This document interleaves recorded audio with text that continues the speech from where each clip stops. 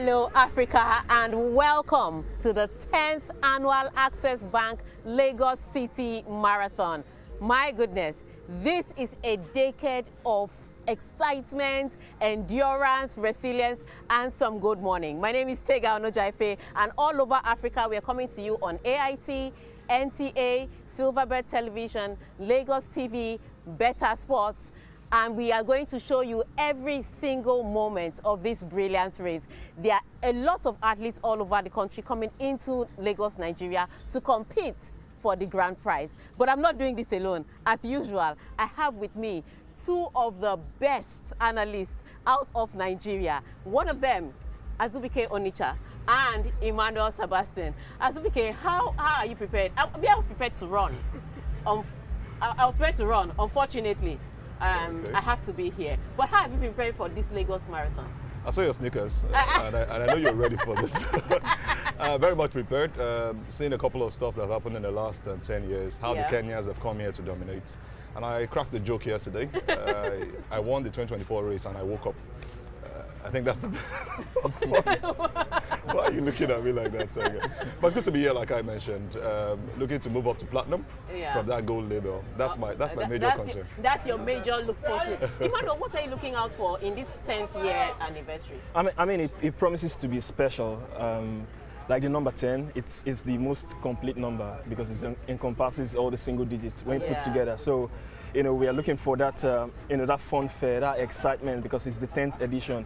I mean, over the years, from the first to the very 10th, it's not easy to achieve that milestone. So, I mean, we are looking forward to an exciting event, and we hope this 10th edition brings up the excitement and all the good. Are you hoping for a Nigerian winner in this 10th edition? No, because too often, Kenya has seemed to dominate this race. And on the men's side, at least, on the women's side, Ethiopia has dominated the race. But on the men's side, it is Kenya that's dominating. But we've had some Nigerians that have come very close. Are you looking forward to any Nigerian coming close this year? Maybe finishing top 3? I mean, nothing is impossible. I would say that first. But it's going to be really tough for a Nigerian to come out as a winner, because I mean, these Kenyans, these marathon races are their specialties. Yes. The Ethiopians, you the know about Kenyans. people move to Kenya to train. Exactly, to train and stuff. It's going to be difficult, but like I said, you're trying to put me on the spot here, but I'll just leave it at that. Nothing is impossible, but I'll be excited if a Nigerian, at the end of the day, comes out tops in this race. All right, we'll be excited if a Nigerian comes out top, but we are excited all the way. We are celebrating our 10th year, and we're going to look at the routes that the runners are going to take, all the way from National Stadium right here to Echo Atlantic. So here is the routes that we are looking through. Let's talk about this route. Let's start with you, Azubike. All the way from National Stadium down here. It's a whole lot, and it's some brilliant put together. I love the fact that they will have to go through that distance. It's something we're used to, something we've been seeing. And the fact here is that these athletes know these races. We might not see everybody get to the finish line. Yeah. Starting with the stars is the most important thing. Maybe you just finished amongst one of the names that actually participated. 30,000 plus. But the brilliant thing is the fact that who goes up to the end is that thing we are looking at. And look at the way it's gone down on your screen. And all the way from National Stadium, you pass through Ikorodu Road, get to Third Mainland Bridge, and connect that to the island and start coming all the way to Eko. That 42 kilometers is a long distance, and to get these athletes do that. And we've had some record times at this tournament. I think the course record for the Lagos Marathon is 2 hours, 10 minutes and 23 seconds. Do you think we can try to beat that time this year? We really need to beat that time. David Mbamasia was the man who did it for the male, and that's something really huge. And like I said, moving to platinum is key. And athletes like this are needed. We have about 7 elite athletes in this particular race, and that's one big thing that we are looking forward to. Just pushing to get the right times to get to platinum, and we have to run sub 2 hours 10 minutes. Exactly. You have to just go down there and see how we can push it to World Athletics to get to that height. All right, so let's see if we can make that course record in this year. But speaking about the finish line, there is one of the best reporters in Nigeria standing at the finish line where everybody's supposed to be. Okay, so we're going to get to Swart-Chapelle eventually. We're going to get to Swart-Chapelle eventually. She's at the finish line and she'll tell us what she can see from there. But before we get to soar at the finish line, let's come back to this platinum that we are looking for. In 2016, that's when the Lagos Marathon started. 2017, we had already moved up a level. And then we moved on in 2019 to silver. 2023 was gold. How great is that progression from just starting in 2016 and already in 2024 we are pushing for platinum? How great is that progression? I mean, it will be very great. Over the years, I mean, the Lagos City Marathon, it's something that should be on that level, the platinum label level. I mean, the progression has been great, and for those who are watching who don't know, the platinum is the highest level of certification for, you know, this long distance races event by the World Athletics as well. So getting that platinum label will be something. You walk, right? Maybe if you apply for walking race. Maybe I should join the 10 kilometers. Walking race should be fine. That'll be good. Yeah, but speaking about the prize money, let's talk about the 10 kilometers, because there are some people that actually wait for 10 kilometers. Last year, some people were running for cars, some people were running for land, some people were running for the sake of it. But let's talk about the 10 kilometers, because that's part of the community building in Lagos, Nigeria. How is that helping build a united community, especially for Lagosians that participate every year at that tournament? I mean, Lagos, we like to work out. we like to, you know, keep ourselves fit. It is one of the initial aim of this event, you know, to encourage a healthy lifestyle amongst Lagosians. So that 10 kilometers, I mean, it's not a do or die thing. So if that's your level, you can get to participate, and you know, it's something that we hope that everybody who participates gets to have fun and enjoy it at the end of the day. So yeah, 10 kilometers, I think, is something we can just do. Yeah, unfortunately, the 10 kilometers is a lot more for recreation. So you see a lot of people walking in groups, a lot of running clubs coming together to participate in that. So that's to engage the community. But going back to the elite athletes, let's go back to last year's result, 2024, where Bernard Sang was the one who walked away with winner. This is the winners for the women, and she also, I like the Access Bank Lagos City. For Lagos City Marathon, there is equality. Men walked away with women with $50,000. Women walked away with $50,000. Everybody has $50,000. So, but that was the women's part. Kebene walking away with that prize. But again, Ethiopia winning it. What's Kenyan men doing that Ethiopian women are not doing? So I like that question. I've looked at this thing. Yeah. I would have just asked, what are Nigerian women doing? But the beautiful thing is you don't tell who wins it. Yeah, because the Kenyan men are winning it.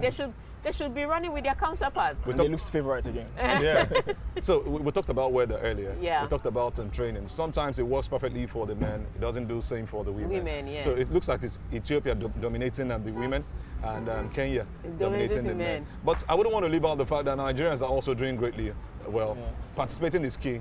I talked about Bernard Sang also doing greatly well. That's the man. Yes, that's for the men. Yeah, the man who did and you can see well. Kenya, all three. That's three what straight I'm up. So Bernard Sang.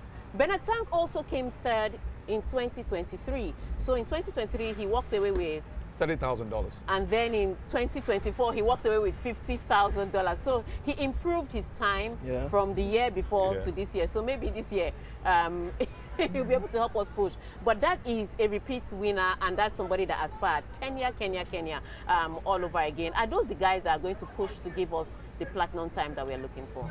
It's a tough call. You cannot decide at this point. Things change. We've seen athletes move by 10 minutes and better. We've seen them move by 5 minutes better. And at this point, we're just looking forward to seeing something different. I love the fact that there have been changes over the years. We saw the same winner in the first edition and the second edition. Yeah. So it happens. But the point now is, who does it at this point in time is the big question that remains to be answered. I just want to wait for those 7 platinums and maybe even see a shocker like you mentioned. Yes, let somebody just outrun, because the prize money is more than enough to push for this. Let's also talk about something that is crucial to bring this result that we need. Let's talk about the weather. Let's talk about the weather. Now, this is very important, because if you are going to talk about pushing for the new times, let's look at the humidity in Lagos. Let's look at the weather forecast for today. Talking about the weather, it's something that will be really, really challenging because running in such conditions affects some of these athletes. Humid conditions, and as you can see, the weather in Lagos as well, it's not going to be easy. And these are foreigners who are here in Nigeria as well, trying to readjust to the weather conditions here. So it's always going to be difficult, whatever, races you are, not just the Lagos City Marathon now, whatever races, wherever you find yourself, the weather is always an interesting factor that these athletes will want to consider and look into. So at the end of the day, we hope they adapt. 26 is pretty fair. Yeah, we hope they adapt this time around because it's really hot. It's really tough. In Lagos. So.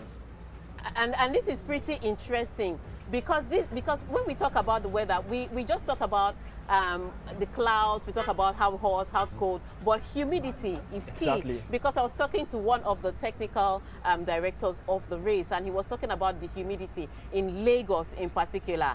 Is it going to be feasible? Because remember, the course record was set virtually.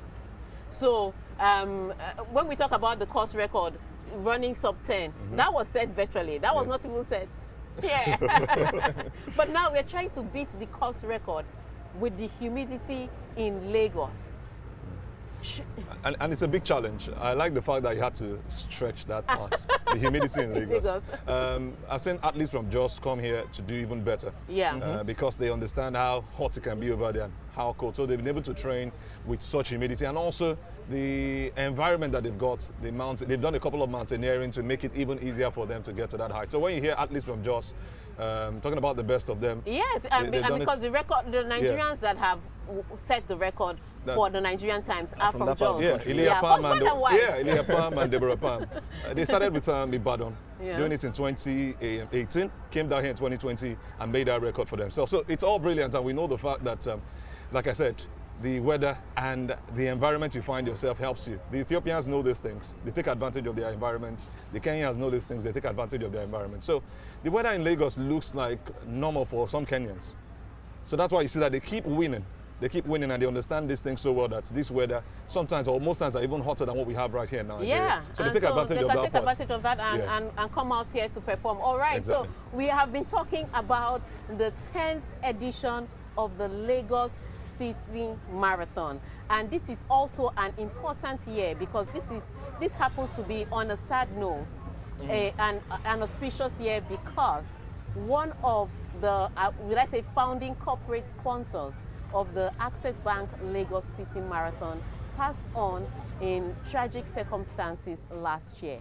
Let's look at one moment. Let's pay a tribute to this man, Herbert Wigwe, former group head of Access Bank. He was one of the people that saw the vision to push for the Lagos City Marathon. And it was a sad one to lose him last year. In fact, this year we are celebrating the remembrance or the memorial of such a great man, because without him catching the vision, we would not have been able to bring the Lagos City Marathon to you. Let's talk about the great man, Herbert Wigwe. I mean, it adds extra significance to this year's race because, like you said, it's the first anniversary since his sad demise. I mean, and in the morning of February 10, 2024, it sent shockwaves across the country when the news broke.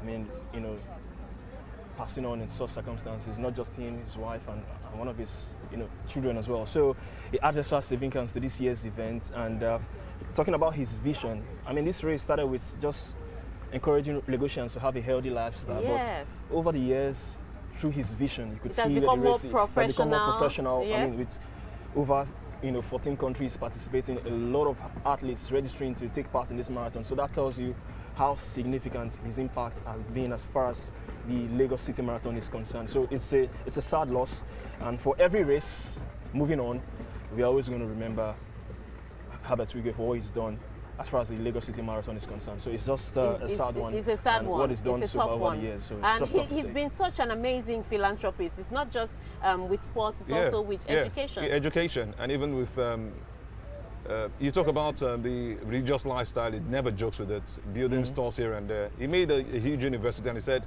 to 11 was going to be free. That's how huge Herbert Wigwe was. And I saw him speaking with such confidence and joy that he was doing, spending billions. Just to get people to get free happy. education. And it is so you know sad. how painful it was? The fact was, people were still celebrating the last year's event.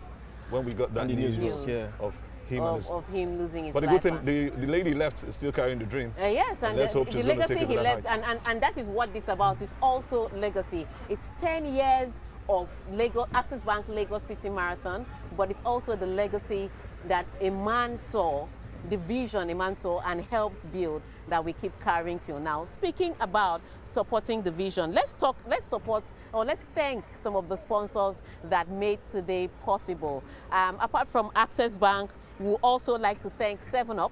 We would also like to thank ValueJet because these are the sponsors that have made this possible.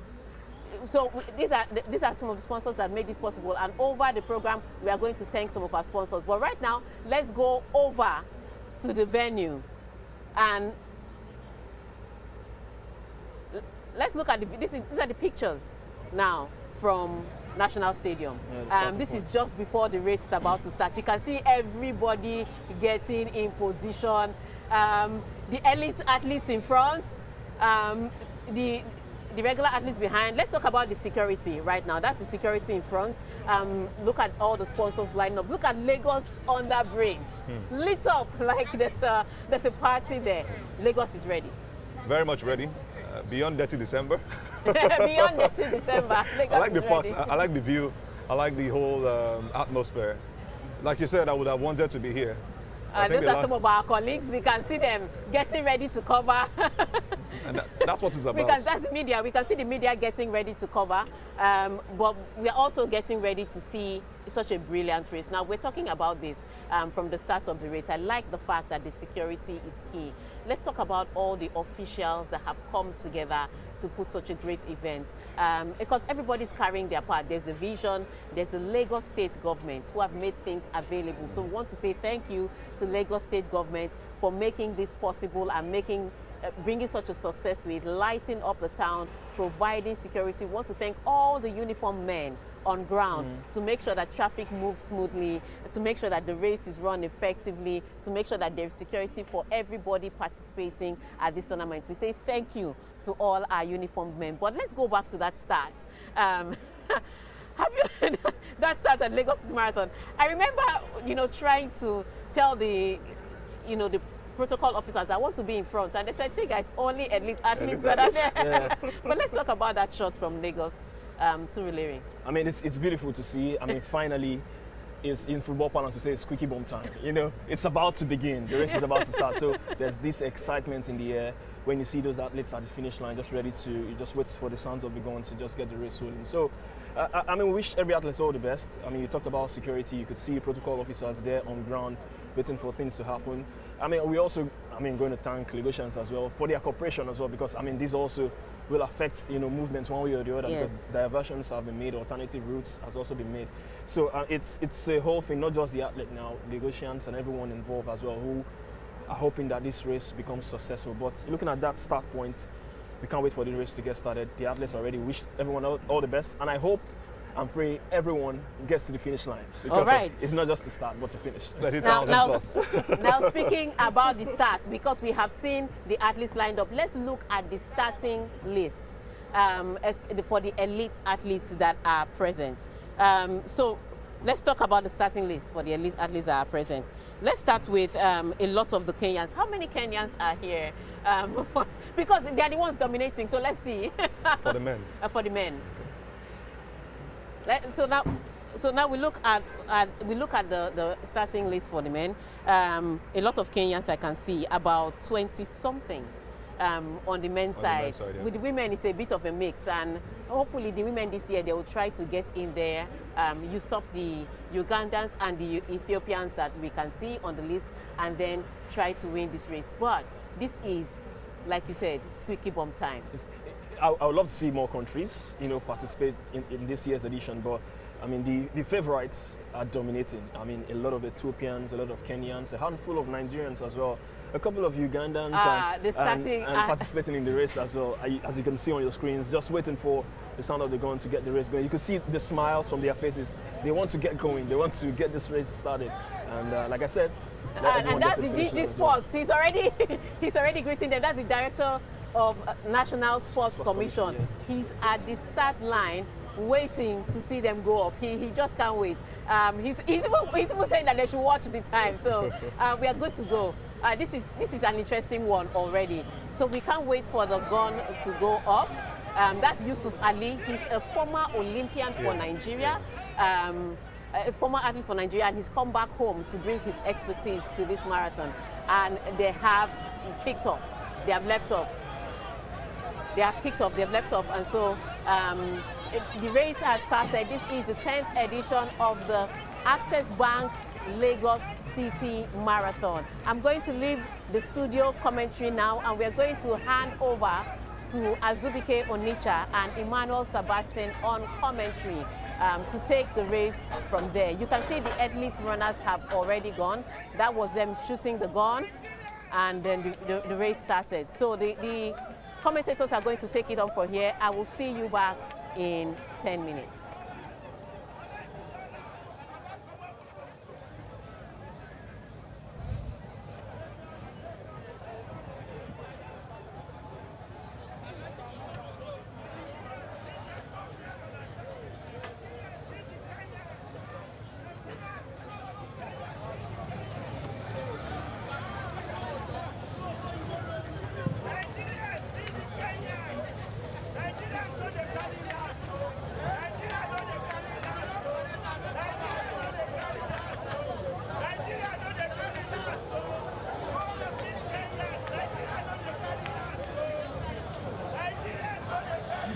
The 2025 Lagos City Marathon is on the way.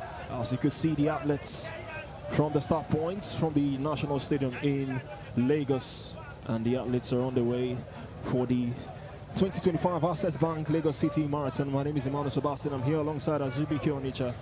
As we could see, we hope that this race lives up to every expectation and every bit of excitement. I mean, the D-Day is finally here. The build-up to this event have been wonderful, and finally we get to see these athletes also get underway for this 2025 Access Bank Lagos City Marathon. Well, Azu, the excitement is finally here. You can see the athletes now making their way the early hours of Saturday morning in Lagos. What are your thoughts and expectations as we see the kids? Great race, that record being broken. I just mentioned earlier that we're looking forward to seeing the best of performances, looking forward to just getting beyond gold label to platinum, and the athletes who make it happen are very much right here. We'll have 7 for men for platinum, the elite athletes. We've got 5 for women also for platinum, and this is some of the top athletes right here. I'm not going to leave out the space for surprises to get to happen. I'm also looking majorly to Nigerians who will do something great in this particular one. It's going to be a huge event, and surely something is going to happen today. The athletes are very much prepared. 42 kilometers is a huge one. And starting from the point where they are to the end of it, it's going to be continuity, endurance, and that perseverance to see that they cross the finish line. What a brilliance this will be. And like I said earlier, beyond the Kenyans, the Ethiopians winning this one, I'm looking forward to seeing the first Nigerian who's going to cross the finish line, both male and female. Well, the day we finally wait for is here. And you can see the athletes currently going through their paces. I mean, it's a marathon, like they say in Pidgin parlance. No, but who first starts, go finish case, you know. So these athletes, it's not about who makes the best start. It's about getting to the finish line to accomplish this race. I mean, for every athlete who are here to participate in this race, there's always a strategy to how you go from this race. Do you want to start fast and maintain all to the very end, or you want to, you know, for every point, you increase your pace and you get going? So most times I've seen the artists, or the athletes rather, who finish first, not start very much on a fast pace. They take it slowly. They understand this terrain so well. 42 kilometers is not walking. This is a distance that will take you hours, or even at least 30 minutes to drive past. So you imagine that kind of a distance, and you're walking, you're running through it. You don't run like you are being chased. You take it gradually, and that's what these guys are trying to do. You see the best athletes start from the back, and they just take it gradually. Before you know it, when they get closer to the end of the race, they pick up that pace, and we're talking about the best of athletes and being in front towards the end. They know when to pick up that pace, they know when to make it happen, and they know when to keep up for that competition to the end. So it's not about, like you said, the athletes in front. It's about who takes it slowly and who understands the race so well to finish well at the end of the race.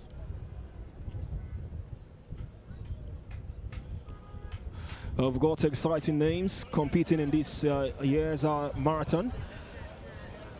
We've got a host of Kenyans, Ethiopians, a handful of Nigerians as well. I mean, it's dominated by Eastern countries. You know, Nigerians also, they're participating in the race as far as elite athletes are concerned.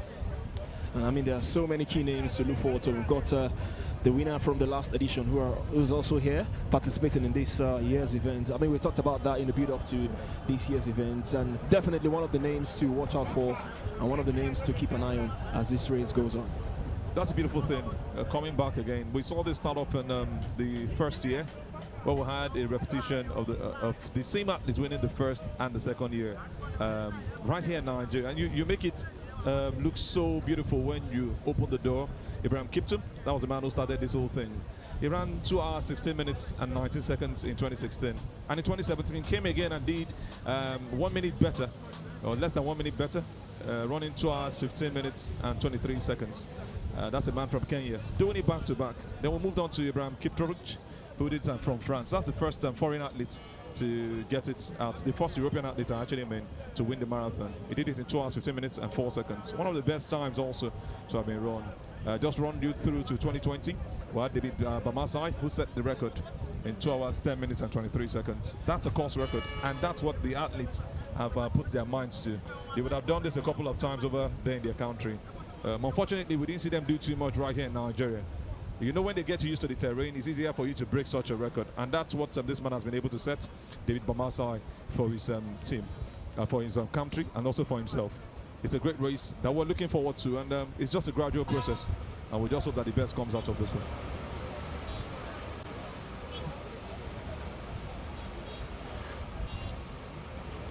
one. Bernard Sang from Kenya, the 2024 Access Bank Lagos City Marathon winner, also competing in this year's edition. As a Kenyan, also one of the names to look forward to. I mean, we talked about how the Kenyans, the Ethiopians dominate these marathon races. And no doubt there will be no pushovers, definitely the favorites for this race. I mean, not to mention Nigeria as well. I mean, we hope a Nigerian as well can pull up an element of surprise. I mean, we love surprises in sporting events like this, but no doubt you can't take it away from the Kenyans, from the Ethiopians, what they've done over the years, the reputations they have in such long distance races as far as it is concerned. So the Kenyans, the Ethiopians, you know, are the elite runners you want to put your money on at the end of the day to, you know, make it to the finish line tops in this race. Well, as far as the elite athletes is concerned, just to take you through the Kenyans participating in this race, we've got Kimutai Kipkoge, also a Kenyan participating in this race, Toniu Kiptrop, Kibet Paul, Masai Gilbert, Chemo, Nicholas Kripskegi, Boyoki Kayengo, Sang Bernard, we talked about him, the winner from last year's edition, Komen Kipsang, Julius Taros, Nehemet Kipyegon, Lankwasa Jonathan, Chesire Jeruto, Jerono Peris, and Leptera Friday Chepkite, and also Atalena Napuje Gapsore. These are the Kenyans participating in the 2025 Lagos City Marathon. Not to mention also other Eastern countries also here in this year's event. Just a few minutes into the race, still early days, so nothing can be rightfully predicted at the moment as far as this race is concerned. But as the race goes on, we begin to get a clearer picture of who is going to come out tops. You just talked about the Kenyans. We also got some top Ethiopians on the elite lists. We'll have Guta Meseret Herpa of Ethiopia. We've also got Beneye, the Matthew, the Chansa also on this one. And a couple also, we've got some Gadiza Bekele Gutama. Alemnes Herpa Guta is also on this race. Kebene Chala Urisa is on this race, and that's a name you don't want to take away. That's what a former winner. Kebene has done this before. And that's the beautiful thing. A couple of them keep coming back. It's some good prize money, and it's some good way to also promote themselves. And they also want to be a part of the fact that this race reaches platinum. Kebene Chala, I saw that name, and I'm really happy to see that this same athlete is back again. The same athlete that won it in 2024 for the women for Ethiopia is here running this race. So that's a lady we'll have to put our eyes on. I'll look at seeing her do it again this time around. Beyeno Defega Begna for Ethiopia is also there. We've got Siyum Diriba Tola of Ethiopia also making it to the list. And a couple of Nigerian athletes, Nancy Matthew, Rejoice Daniel, Blessing Bulus Mikuk. We've also got Badmos Mutiyat, Elizabeth Nuhu Power, Agofre Charity, Blessing Shambo Solomon, Patience Dalop, Sajo Ishmael, Dowda John, Selengwe Constant, Tokbe Gwet, Godfrey Copton Gorman, William Barry Sunday, Estefanus Peter Mahan, not forgetting the likes of Friday Johanna for the men, Manshak Moses, Riti Timothy, Elisha Friday, Yango Solomon Boy, Yango Gyang Boy. Looks like those are siblings making it to this race. Emmanuel makes it even more interesting having both Yangos on the same race. David John Gochen is also on this one. Nemfort Matthias is on this race. Not forgetting the likes of Okot Friday. Another Yango. Okay, I mentioned Yango Solomon Boy earlier.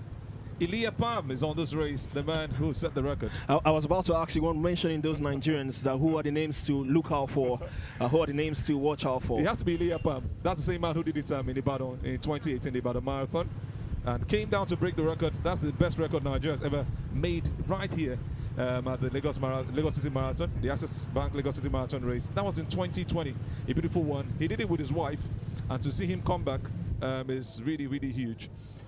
He had a very good record. Some couple goals there. Yeah, a couple goals, you understand. That's the kind of couple goals I want to achieve. And just to confirm, they're just around 5 a year at this point as the race moves on. Let me add one Nigerian name more, so it doesn't look like we left out Joel Amadu Gyang. That's another man, most likely from Jos, running this race for Nigeria. So we have a couple of athletes to look forward to, getting the best of everything from them. Well, these athletes, you can see athletes who are hoping to also achieve some personal best in this race. You can see some of the athletes as they make their way to the finish line. They look to their watch to, you know, the personal best has been set. So if at the end of the day they get to achieve it, I mean, it's something huge for these athletes. I mean, it's not just about participating to win, but you also want to take part in this race to also get to the finish line as well. So, like you said, doing better than your personal best is something really key. But sometimes, you know, age also takes you out. But I've understood something from these marathon runners, these long-distance runners. They seem to maybe do well sometimes, even better when they go older. Ilya won the male category in Ibadan. Just to take you back, with 2 hours, 36 minutes. He came down to, that was in Ibadan, that was in 2018. He came down to Nigeria and did something really great, improving his personal best by almost 10 minutes, if not more. I think he did some very good race time over there in 2020, right here in Nigeria. And that same name, we're looking forward to seeing the best of it from him in this Lagos Marathon. I'll get his time and also put it out there so you know what you'll be looking forward to from that man, Elia Palm, the man who had he and his wife do the best of times as far as Nigerian athletes are concerned. Well, these athletes continue to march on. Well, we talked about the race course for this year's Access Bank City Marathon. Of course, the start point was from the National Stadium in Surulere, and then move on to Barracks. Also, the start of Domalong Bridge, Fadei Foot Bridge as well. From there, they get to Onipam, Palm Grove. I mean, it's a whole lot of course. I mean, that so sounds many, like your route, Emmanuel. so many trademark points here in Lagos as far as this race is concerned. So it goes on, and of course the end point is at the Eco Atlantic, where these athletes will be finishing this beautiful race. It's going to be huge. The joy to see these athletes get to the cross line. And who says Emmanuel Elia Palm cannot do it in this one?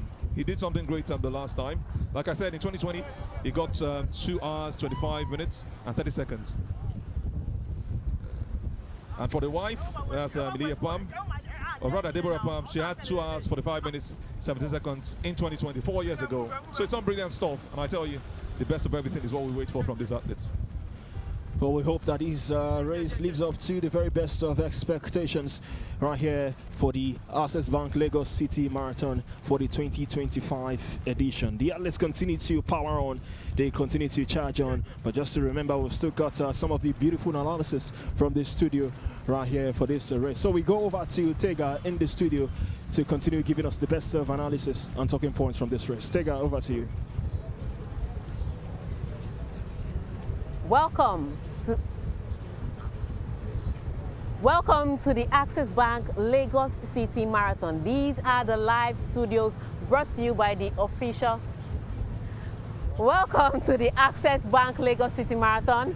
These are the live studios of What Network, the official broadcast partners of the Lagos City Access Bank Marathon. Now, I have in the studio with me Suor Chappelle and former athlete but Nigerian representative silver medalist. She is the project officer and the liaison officer of the Access Bank Lagos City Marathon. And she's right here in the studio, Otonye Iworima. I got it right? Yes, you tried. You tried. Everybody spoils it. But we're trying to push for something here. We've been talking about it earlier. We're trying to push for the platinum label. Yeah. We have gold already. We're trying to push for platinum. What do we need to do in this race to get us to do that? Basically, what we need to do is when you rate athletes are also rated by labels. So you have platinum athletes, you have gold athletes.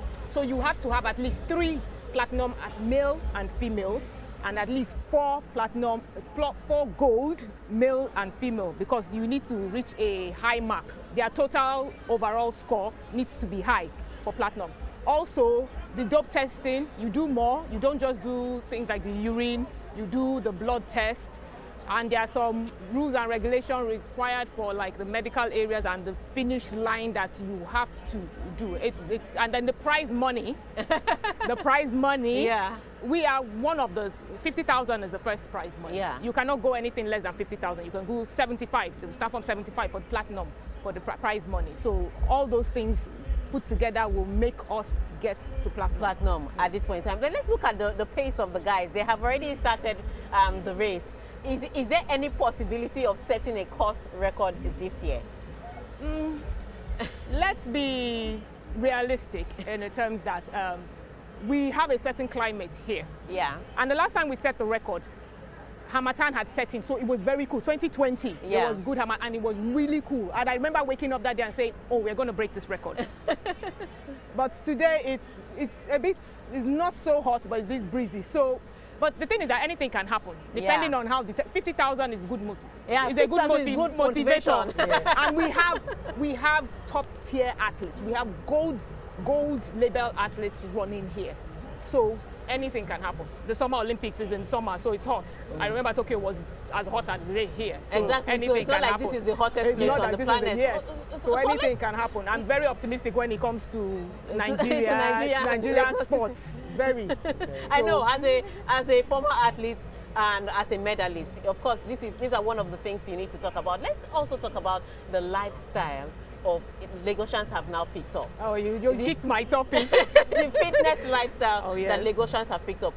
Before we get to the 10-kilometer races that they are going to be competing in, let's talk about the lifestyle. How have you seen the improvement of fitness and health? Now, I retired and I'm a certified fitness trainer, and I started running before. So when I started running on the road in the night, I used to run like early in the morning before work, and you'll have people like cursing you, telling you to get out of the way. Yeah. Now, I have people clear. If they block me, they say sorry. Some stand by the road and clap early in the morning. Well done, well done. So the life, it's changing, it's improving. I see women. For me, the yardstick to tell her is improving is the amount of women you see that come are and run. Yes. And so once you see a number of women competing, you know that it has improved. All right, the race is still on. We can see that some people have broken out and they're already leading. So these are the ones that are hustling for the $50,000, the grand prize. Yes. The guys you have in front are the pacers. So their job is to basically, there are certain criteria an athlete needs to be able to do time. The weather is one, the mindset is another, then the pacer, because the pacer has a particular job. What he does is that he sets the pace. For instance, per kilometer, you know how much you need to run to be able to maintain maybe like a course record or whatever record you're trying to break. So he stays there, one, to set that pace. He also acts as a buffer for you, the athletes behind. So the athlete doesn't have to think too much. It's basically the mind. He's just focusing on the pacer. Sometimes you see they sink legs, so he just focuses on that.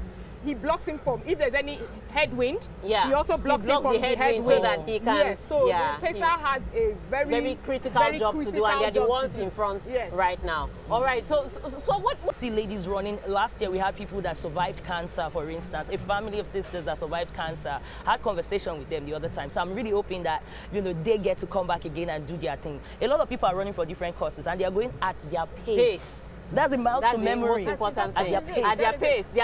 Just like the pacers that are running for the elites, other people are going at their own pace. If you can't do the 42 kilometers, then just settle for the 10 kilometers from Lekki all the way down here. All right, we are going to have to, right now we are going to throw it back.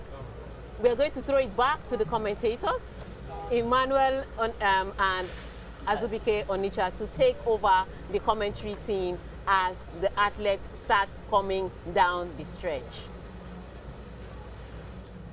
Well, these athletes continue to march on as far as the Access Bank Lagos City Marathon is underway. Well, Azu, just to bring you in, one thing we can definitely see from this race is the involvement of pacers. I mean, a pacer is someone who helps, to set the pace for runners. You could see the pacer trying to control the pace of the runners that he's been assigned to. I think it's one of the highlights or the high points of this 10th edition of the Lagos City Marathon. It's huge and it's brilliant. Like you said, you don't just run beyond a particular pace, so you don't get tired at a particular time when you cannot cross the finish line in the end. I like the fact that they've taken this up, and you can see the beautiful picture. These guys are doing a great job. They've been there, and they are not after the money. You can imagine such an assignment. I wouldn't want to be in that situation if you ask me, Manu. Just to buttress on the pacers. I mean, it was outlined before the race that there will be pacers, 3 pacers who can also finish the race.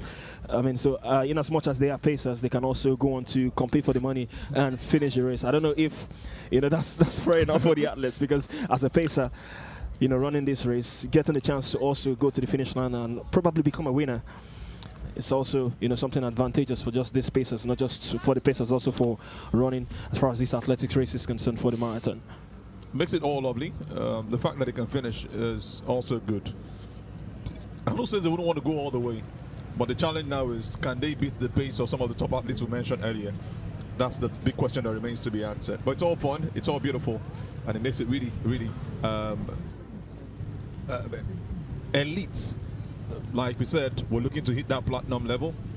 Want to just move beyond gold label to platinum label. And we saw a couple of things happen in 2023 where they changed the formats again, from the 3 formats to now 4 formats. Taking off gold at some point, bringing in elite and stuff. But now it's back to the 4 that we know. We have silver, we have gold, we have platinum. And platinum is where we're looking to go. And who knows, this 10th year can just be a blessing in disguise for Nigeria. We talked about Herbert Uge earlier, the man behind this whole idea. Would have loved to have him in this race. But as God will have it, he left this world. And hopefully, the legacy will continue to live on, and that's what we're doing with everything. The whole Passion Access Bank is pushing in with other sponsors who are making this happen. It's a brilliant stuff to see all of them see that this race is on this level.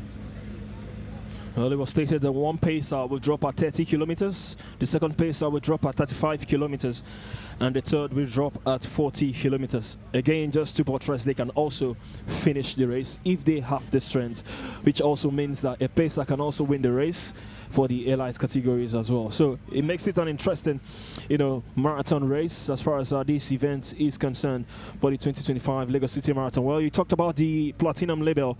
I mean, it's the key goal for this year is to achieve that prestigious platinum label status, and it's a feat that would also cement the marathon's place amongst the world elite races, and hopefully at the end of the race in this 2025 edition, we all hope that the platinum label will be achieved at the end of the day. So this is one of the key targets for this year's event. Just to give you some bit of information for those of you who are watching the race right now, the platinum label is a designation given to elite road running events by the World Athletics.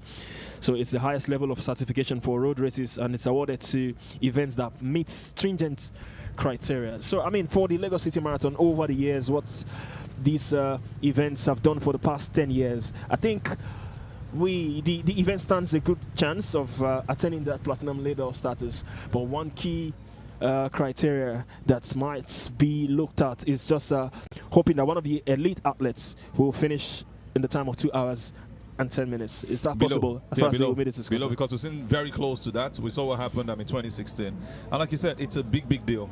It looks like it's going to be a top issue. And by the way, let's not forget that the women are doing a great stuff, and they are doing all they can to also get to that height. They've also got their own confidences, and like I mentioned earlier, we're looking at having Kebene Chala being challenged for this particular award. She won it last year, and she's here again to do it for Ethiopia. Ethiopians have dominated this. And you talk about the platinum races. Imagine Nigeria being added to the 5 already existing. We've got that in Valencia. We've got that the one in Shanghai, Shanghai International Marathon. We've got the Virgin Money London Marathon. We've got the Nagoya Women's Marathon. We've also got the Tokyo Marathon. Imagine adding the Lagos City Marathon to it to make it 6 in the whole of the globe. That's a big stuff, and that's how close Nigeria is. And we know once we want to get stuff, we go ahead to do it. And look at how determined the ladies are, getting their bottles of water and continuing this race. And by the way, let's not forget that 7UP is a huge sponsor. Aquafina is also a huge sponsor. And we say thanks to them for making this race a success. Well, one of the women to watch out for is Tadu Tashome. And she's got a record of 2 hours and 17 seconds. But we've got this beautiful view of Lagos State, where this race is currently being taking place. I mean, beautiful Lagos. I mean, it's the best place for this race to get underway. I mean, for over 10 years, it's been Lagos. It has to be Lagos, Emmanuel. Beautiful view. It has to be Lagos. First off, I always remember that this was the capital of Nigeria from the start of Nigeria, before it was moved to Abuja. And the state has tried to keep that legacy, that standard, and everything.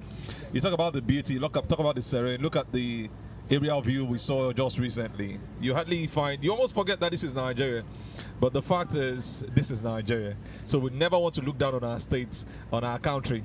And Lagos City Marathon is just a way to also promote this. That's the brilliance that the country and the state itself has put into this. Like I said earlier, it has to be Lagos. We talked about Dirty December earlier. It was Lagos. This is some of the stuff that put Lagos on that height. So when you want to talk about a state that's got tourism, Lagos has got it. I want to say kudos to the state government and for also being a huge support to this particular race.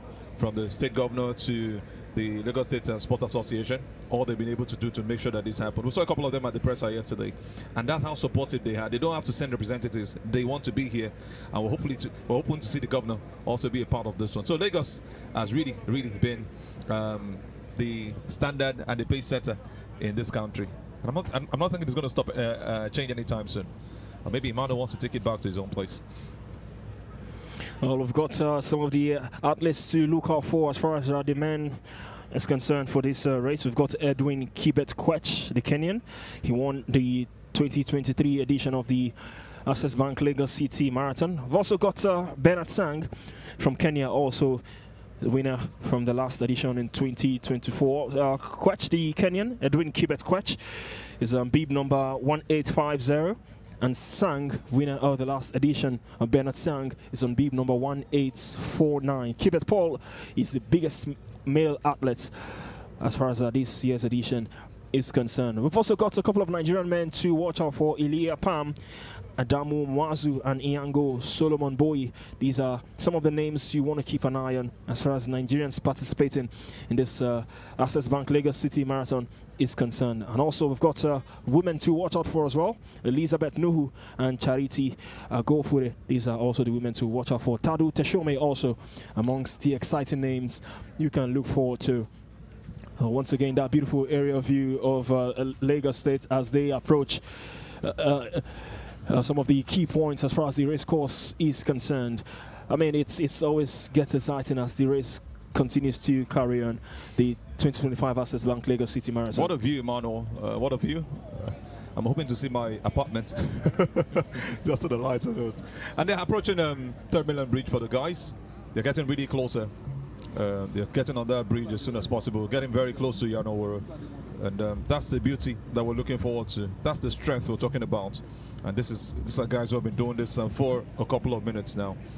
Hopefully, like we said, we're going to see that 2 hour and beyond 10 minutes mark broken and really push for that platinum label that we've been looking forward to. Let's not forget that we have the likes of Edwin Kibet Kwek, like we mentioned earlier, the 2023 winner on this race. He's got his best at 2 hours, 8 minutes and 17 seconds. Maybe he's going to be doing it right here in Nigeria. A big stuff to look out for. You already mentioned the winner for last year.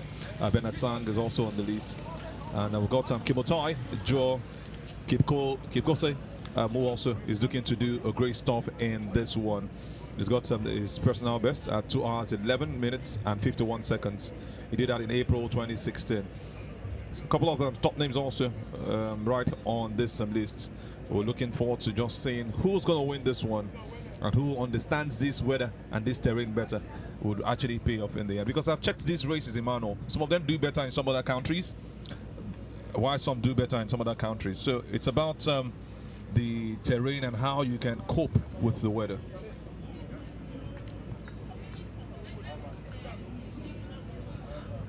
Just to take you through some of the race course as well. I mean, from the Corona Road of the Oroshoki before turning to 3rd Mainland Bridge. You've also got Ilubirin extension to the Sura entrance junction at Dolphin Estate, Dolphin Bridge, Osborne Junction, Cameron Road Junction, Ikoyi Registry, Bordelon, Lekki Link Bridge, turning after Lekki Gates, Oriental Hotel, Quillox Law School, Bishop Oluwole by Kasumu, Akin Adesola, Oyinjolayemi, and the finish definitely will be at Echo Atlantic. Still early days in this race, a little over 30 minutes into the race.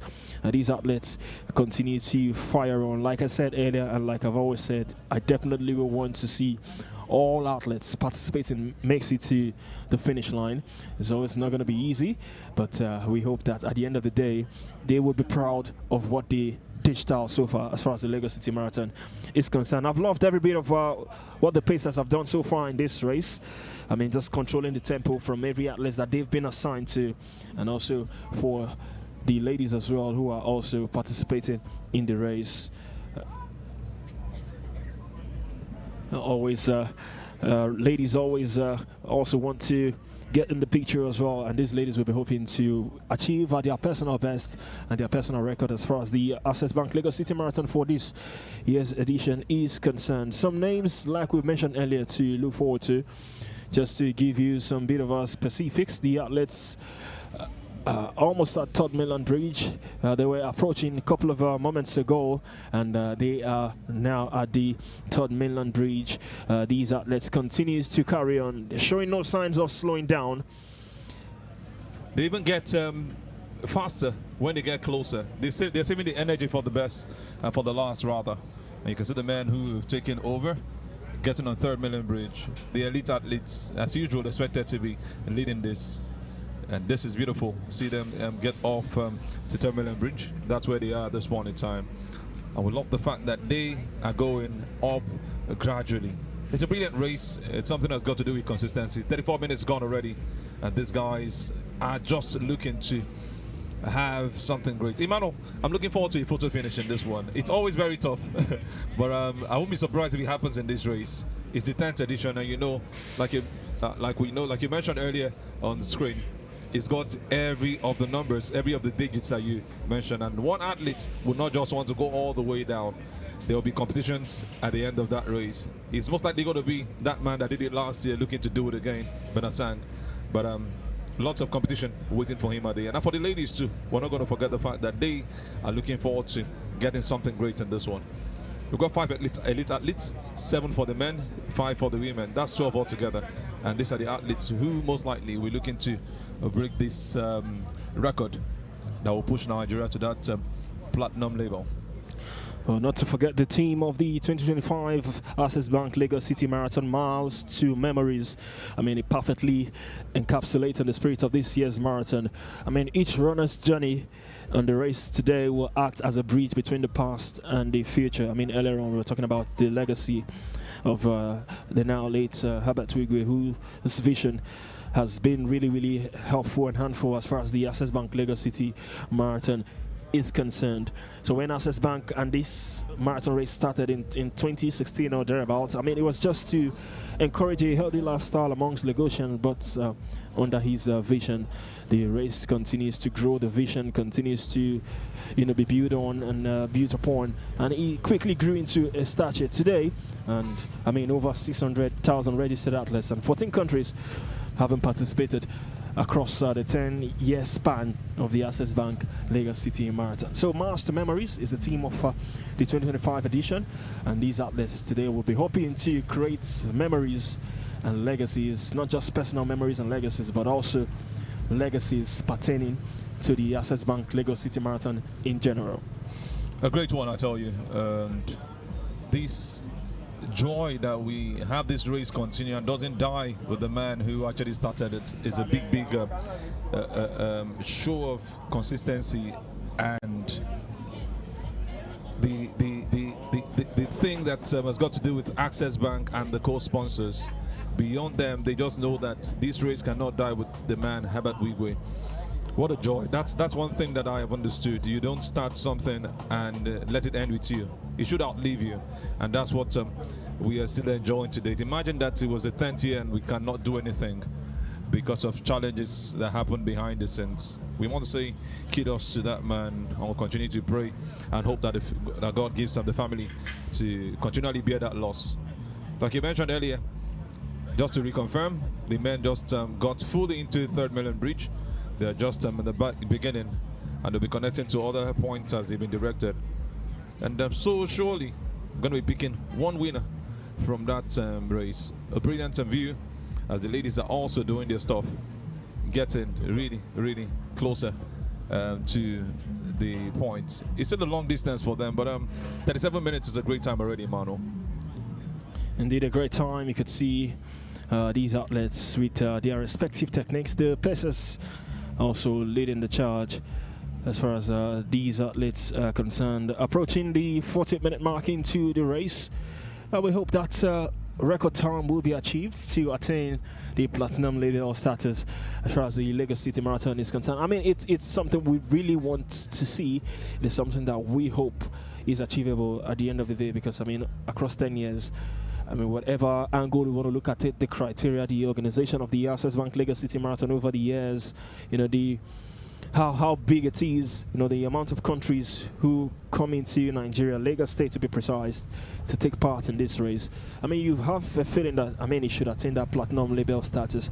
But we hope at the end of the day, we'll talk about the conditions, the weather conditions just before this race in Lagos, the humidity as well, and affecting the chances of these athletes attaining that time to attain that status. But as far as it's the key target for this year's edition, we hope at the end of the day, the organizers will hope that they get to achieve this platinum label status as far as the race is concerned. Just to remind you, this live broadcast is powered by What Network, the 2025 Access Bank Lagos City Marathon from Lagos State, Nigeria, the 10th edition, a decade of excellence as far as the event is concerned.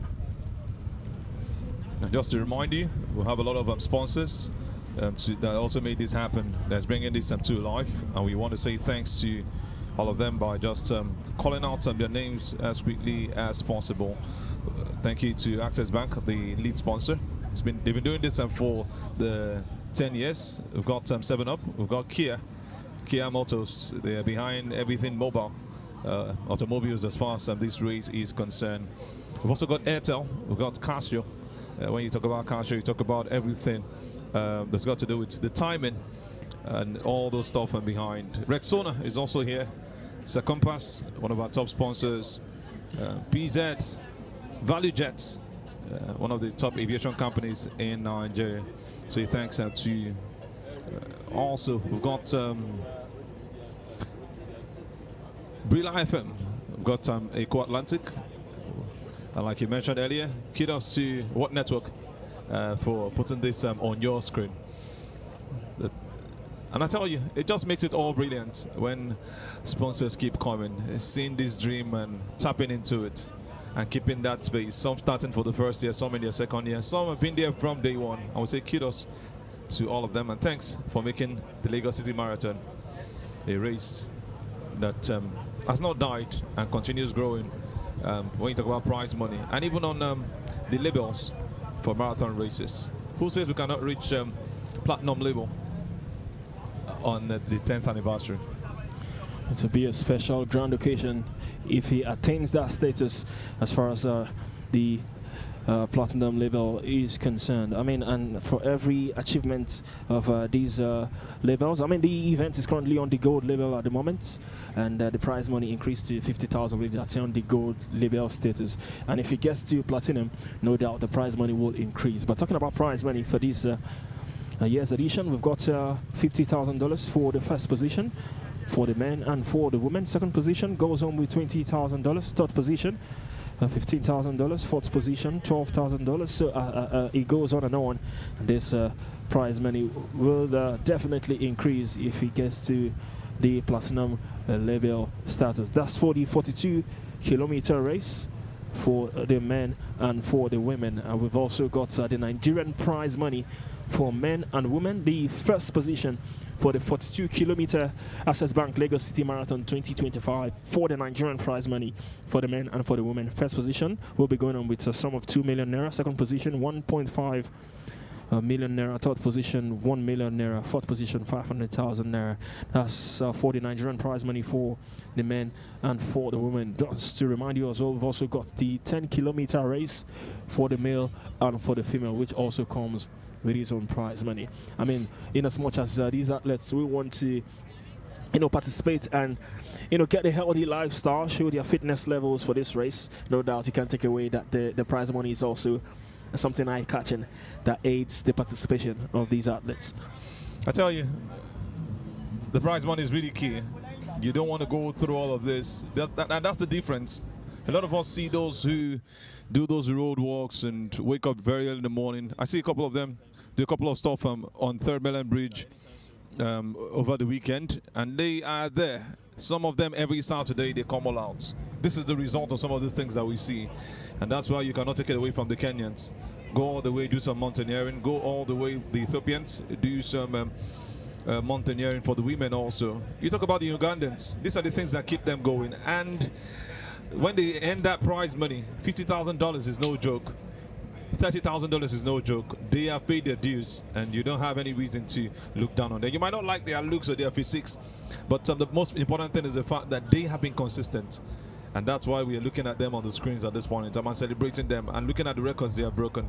Sincerely, Emmanuel, this is one of the hardest jobs I have ever seen. It's really, really a tough one. But as much as it looks easy to these guys, it's not a joke. Some of them are even ready to go for 5 kilometers. But the joy is the fact that we have men who can even make it happen. It might not look good for you.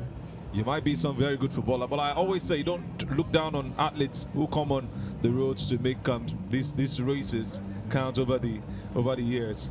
And that's what we're saying, even with Nigerians making it happen. And I hope one of these days we'll see a Nigerian do this, Emmanuel.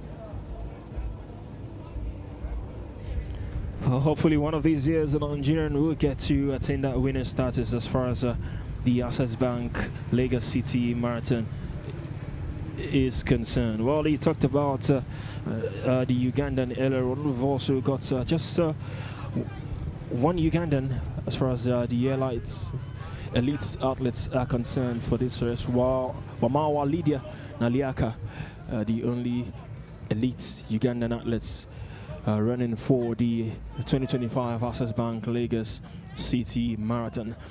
Well, 44 minutes into the race, these athletes continue to power on, continue to charge on. You could see just doing all they can to keep their strength alive, keep the energy alive, and they also continue to go. You could see the change of pace in their respective breath.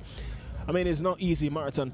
I mean, there's been this debate if long distance races and those are the short distance races, which tends to be more difficult, sprinting fast and going for this long distance races. Techniques are different, no doubt, but it's always not easy running for long distance as far as marathon events and races is concerned. That's a tough question you just asked, Emmanuel. It might look so easy to answer. You could easily say it's the long distance races, but what it takes to also be the 100 meters race or 200 meters race is really, really huge. That's sprints, like we call it, and you want to see an athlete like Usain Bolt set up a record. I saw his trainings a couple of times and I'm like, wow, is this what this man goes through to make this happen? Tying things that are two times heavier than he is, and pulling those stuff. The pulleys are crazy, but these guys have to also do their own thing. So like you said, there are different terrains, different tactics to becoming the best in these races, but you still want to feel that it's the sprint races that are easier, and this seems tougher. But whichever way you look at it, Emmanuel, I wouldn't want to be put on the spot. I just want to enjoy the races and make it happen. Even though the 100 meters and the 200 meters and all of that sprint races get more attention because it's short and good. You want to watch these for that long, sit down for 2 hours to see how these guys are going about it. People just want to see the finish line. They don't want to know what you went through. But this is what we're following right now, and I want to give it to the marathon runners. Doing this for 42 kilometers or even for 10 kilometers is no joke. And I must say kudos to all of them who have made this happen. I was getting closer to an hour into the race of the Access Bank Lagos City Marathon. Just to remind you once again, it is the 10th edition, and he hopes to be a landmark event as far as the 10th edition is concerned. I mean, 10 is that number of completeness, a number of perfection, because it encompasses the whole single digits when put together. And this 10th edition, with the introduction of pacers, has added extra light to this year's event. So yeah, the pacers leading the way, and we hope that they get to go to the finish line. Well, as far as our marathon races is concerned, it helps these athletes to set and achieve some of their personal goals, enhancing motivation and productivity. Marathon runners always encounter obstacles throughout the race. I mean, you never know what these athletes encounter as they continue to power on, as they continue to charge on. But it depends on them with the ability to adapt, to push through pain barriers and remain focused on the goal that sets them apart as far as this race is concerned. We'll go over to Tega. We've got Tega, who is also there with some of the finest analysis from the studios. You are into the live studios of What Network, the official broadcast partners of the Access Bank Lagos City Marathon. And my goodness, the race is looking at the very business end. This is where $50,000 begin to mean a little more. I still have with me Swore Chappelle in the studio, and I have with me the liaison officer of the Access Bank Lagos City Marathon in Otonye Iworima, and she was telling me that this 48 minutes is not looking like the time that I want. Otonye, what do you mean? No, you are thinking, oh, they are fast, but sometimes people that don't run tend to gauge things differently. So they are fast, yes, they are fast, but you might look slow. But then again, 48 minutes, it's a lot for them that are fast. So for someone like me, that would be like an hour, 20 minutes. Yeah. Okay. Yeah. For me, that would be like 2 days. 2 days. No, we are workers. We know where we are at. We already know where we are at. But the Pacers are no longer leading. This is the business end now. Yeah. So the Pacers are still leading, but we can now see the elite athletes. You can see the behavior. No, yes. You can see the behavior. They share. Because they have a clique. Sometimes you could see. A lot of them are from Kenya, and then some of them are from Ethiopia. So they kind of move like a pack. Yes. Yeah. They actually organize themselves like a pack. So they move in packs. It's strategic. like for instance, if the Kenyans are trying to block the Ethiopians or any other person, you know, they strategically protect and they you. help the others push the others. If there wasn't a pacer here, they actually pace themselves. Yes. Oh, yes, fantastic. So it's teamwork. It's their lifestyle. Yeah. Ethiopians, Kenyans, and now Ugandans are joining. I love that you say that because, you know, they have to move in blocks. For the men, if you notice, it's mostly the Kenyans that are moving together. The former winner, we have Kibet already, the man in blue, is already arranging himself to do the Selassie beat. He doesn't come up front when they are this part of the, you know, the race. This is just 21 kilometers getting into 22 kilometers. But for the women, it's the opposite. Who moves in block is actually the Ethiopians. Yes. That's why you have a bulk of the winners at the marathon, mostly from Ethiopia. Ethiopia, They've already, they've owned their protected constituency. themselves. They've owned, like you said, they've owned their constituency. They took it over from the Kenyans, the I'm women. telling So you. they do that a lot. So it's fun to watch how they strategically run. Yeah. And sometimes people don't understand. They really do that, blocking other people. Sometimes if they think too many people are in the lead pack, they speed up, Yes. so that they lose some people. Lose behind. some people and Yes. they get that breakaway. That is so fantastic. Speaking of constituency, let's talk about the Nigerians in this constituency. It is so amazing to have this kind of people, this kind of thing happen in your country, and somehow you're still not there. The highest ranked for a woman was 6th position, the Nigerian. Yeah. For the men was 3rd. Yeah. 33rd. 33rd. We have that pack as a Nigerian marathon country. First of all, the Kenyans, for them, It's a lifestyle. it's not just a life, it's their life. Do you get? It is something we can build here, and we have started building. You see, road running is the fastest growing sport in the world, Yes. and really fast growing in Nigeria. You have almost a race now every weekend, and the people play. 2 people are like the Kenyans Yeah. of Nigeria. So if you monitor these races, you see they come. For instance, in Abuja, when we do it, the boy that won it, and he was 2nd, he Yeah. beat the Kenyans that were there. It was half marathon, he Yeah. was 2nd. So when you give them races like this, they improve. Yes. So we know Kenyans and Ethiopians, where nobody is really arguing with them now. What you want to do Exactly. is to catch up Yeah. with them for now. You can overtake them, not saying it's not, not impossible. No, I'm not saying it's not impossible, but you have to work at it. And we are building up to that. And it's possible because, I mean, the other day it was a Japanese man who was just a regular civil servant that won the Boston Marathon. And because of the weather he trained yes, in, because it trained. rained at that marathon. And then you have people that, you know, grow up around that area for Jos, Plateau, that could be the Eldoret. Right. That Yes, I think that- they need to develop it. I think we need to develop that. We are still on 3rd Mainland Bridge, 52 minutes so far into the 42-kilometer race. All right, we are still waiting on standby for those that are going to come in from Lekki. But so far, almost 52 minutes, almost an hour, Yeah. and they're halfway through. But this has been an amazing, fantastic race so far. But we have to talk about the Third Mainland Bridge. You That see, the Third Third Mainland Bridge, this Tricky. is the- that is Yeah, the that's the test- tricky part. That is the test of Third Mainland Bridge is 11.8 kilometers. Yes, sir. From start. So, and it's lonely. Usually people like to run. That's why they like, strategically it might help you if you run in a pack Yes. on the Third Mainland. So you don't Bridge. lose focus. Yeah, so that makes sense. If you're on your own, then it depends on, for one, the wind, because you know the bridge over. If it's windy that day, if you're the only person, you yeah, might that be means you'll be resistant. fighting against the so wind. it helps to have a pack, but sometimes if you're too fast and you go on your own, well, it's okay, but it helps to have a pack. And when you're on your own, it tends to be lonely. Yeah. And then you kind of like, if you're not experienced enough, even if you're experienced, not even the experience even if for you're me. experienced, it tends to be lonely and Windy it can because get of the to sea. you. Yes. can so, get to so you. you have to, the mind, Your psychology. that bridge will tell how strong you are I'm mentally. telling you. And you notice one thing about it, that's why most people have not been able to defend their title. They never Yes. are able to, because almost they just land, they don't get to run through the tracks or the route. It is as you land, you enter. So it's almost muscle memory. You can't master the You track can't master before the time. You can't master But it. for me, that's part of being, it's like Boston Marathon. Yeah. It's hilly. Yes. Even when Kipchoge ran it, Yes. He felt he it. almost Almost felt it. choked. Almost choked. He felt it. It's hilly. It's not for World Athletics does not use it. It's not a standard World Athletics course, so you can't break a record on it. You can't set on anything. You can't qualify for anything because Boston Marathon is like 100 and for something years old. Yes. So they've had it for. But it's challenge. Yes, it's cultural. It's more cultural than the World Athletics. Exactly.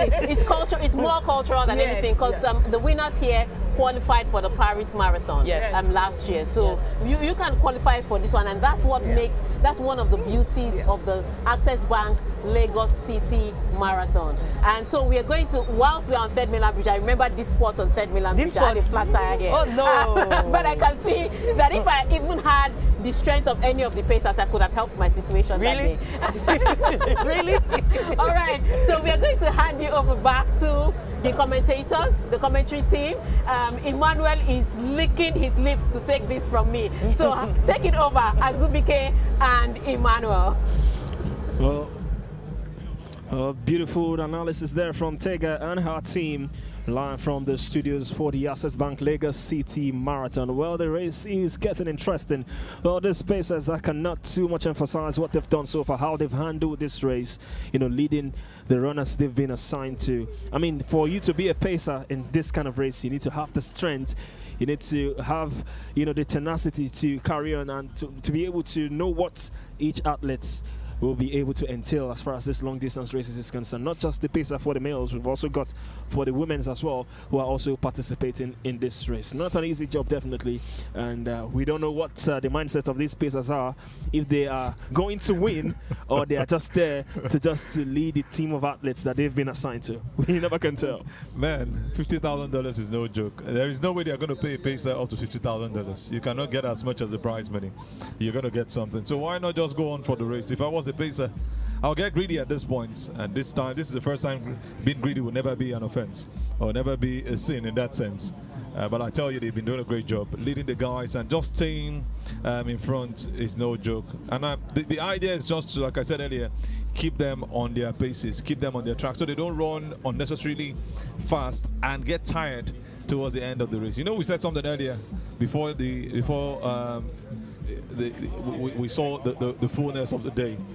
The athletes who were in front are no longer in front at this point in time. So it's not about who starts the race sometimes. And the ladies really doing well, I tell you. Brilliant race from them. They're finally on Third Mainland Bridge. They've gone really far. And they're getting to that point that we call them unilag when you're driving. Something was said in the studio that the Third Mainland Bridge can be really tricky, in this race. One of the courses for this races. I mean, about 11.9 kilometers Third Mainland Bridge. So for these athletes to be able to go past that particular location, I mean, it really, really says a lot, going around that bridge, as well as to see the men who are currently leading the race for this Access Bank Lagos City Marathon. I don't know what your thoughts are on that part of the Third Mainland Bridge aspect. I've seen these races over time. I've gone through that same bridge over and over again. If you're going through the Obalende axis on Third Mainland Bridge, it's easier to just get to the island. But now you're going to make a turn connecting to Lekki and all, and you are going to come back to the Lagos Atlantic. It's a big one for them, and it's something that's got to do with tenacity and resilience. That perseverance is needed, and you must give kudos to these athletes. 42 kilometers. Like you mentioned, just the bridge alone is 9 kilometers. Look at how long they had jogged, or they had been running to get to this point before even connecting to Third Mainland Bridge. And look at how far they have gone. They're almost closing down to the end of it, and I'm like, this is it. I've heard of a guy who trekked through, he misplaced his fare. It was pocket picked. He was pickpocketed rather, and in the end, he said he left at 4 o'clock. He got off Third Mainland Bridge at like 7, spending about 3 hours on the bridge. And this is what these guys have done in a couple of minutes. That's how brilliant they are. And I say, kudos to the athletes and more to the pacers who have chosen that assignment to just be the leaders of the other guys. And most times we've never had a pacer win the race. I've made some research and I've not found any. I'm not gonna say it's really happened today, but like I said, kudos to them, and I love the fact that the athletes are also showing themselves some love. That brotherliness between the men is also very much needed. Look at what Kibet just got off from his fellow athletes, getting some bottles of water and sharing, just to show you the friendliness and the family nature that you get on the Access Bank Lagos City Marathon. As you can see, the athletes getting themselves hydrated along the way. for this Access Bank Lagos City Marathon, the leading women also in the races. So you can see on your screen, continue to power on and charging on. You can see some just getting hydrated. I mean, it's how we talk about the weather conditions here and the humidity here in Lagos as far as this race is concerned. I mean, you couldn't fault these athletes. Along the way, getting some bottle of water to give them more strength and more energy to carry on in this race. We're a little shy of an hour into this race. I mean, exactly. In less than a few seconds, we're going to hit the 1 hour mark as far as this race is concerned. Running for an hour, that's quite a lot. And I mean, we're looking at, maybe an extra hour to go in this race. I mean, it's a whole lot for these athletes. One of the longest sports is football. You play for 45 minutes, and sometimes there are even bits of breaks. If the weather is so hot, you have water breaks in between, and there will also be times where the referee will have to call a halt to the game because of 1 or 2 challenges, free kicks and all. And these guys are doing this for a stretch, no stops at any point in time, no breaks. That's why this is one of the hardest events you would ever get into as a sporting athlete. And look at how these guys have done it in all consistency. Just to remind you, this is the Access Bank Lagos City Marathon. And I tell you, the athletes are not giving up at any point in time. It's 1 hour, 38 seconds already run by these athletes. And we're looking to see them in the next 1 hour round off this race without getting up to 10 minutes. How brilliant that would be. How would it be to also break the record for the first time in 4 years? I think we last saw that in 2020 when the record was broken. And that's a great stuff that we're looking forward to seeing happening on the 15th of February 2025. Indeed, the 10th edition of the Access Bank Lagos City Marathon. A race started in 2016, entering its 10th year, and with the World Athletic Gold Label, and the Vice President of the World Athletics, Jackson Tuohy, said that the body would consider giving the event a platinum label after a thorough review of this year's edition. Well, so far, it's been good reviews from what we've seen so far. We hope that these events will continue to break all records, not just for the 10th edition, also for subsequent editions and for subsequent years. The leading men still setting the pace in this race, being led by the Pacers.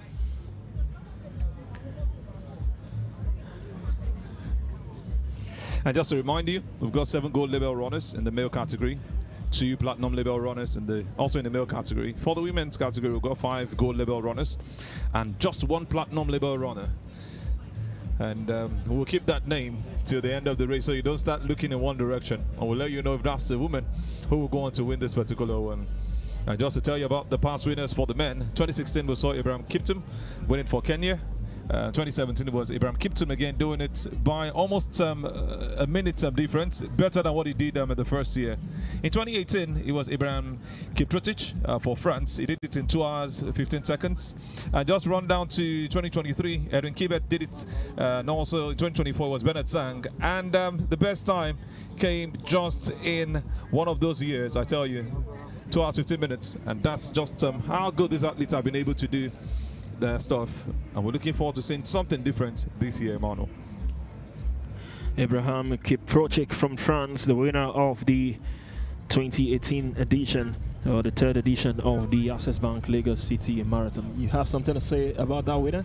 That's the first European to actually do that, and just after he did that, we went on to see the best time in 2020, like I mentioned, David Bamasai, doing it in 2 hours, 10 minutes, and 23 seconds. For the man you just mentioned, the time to beat there.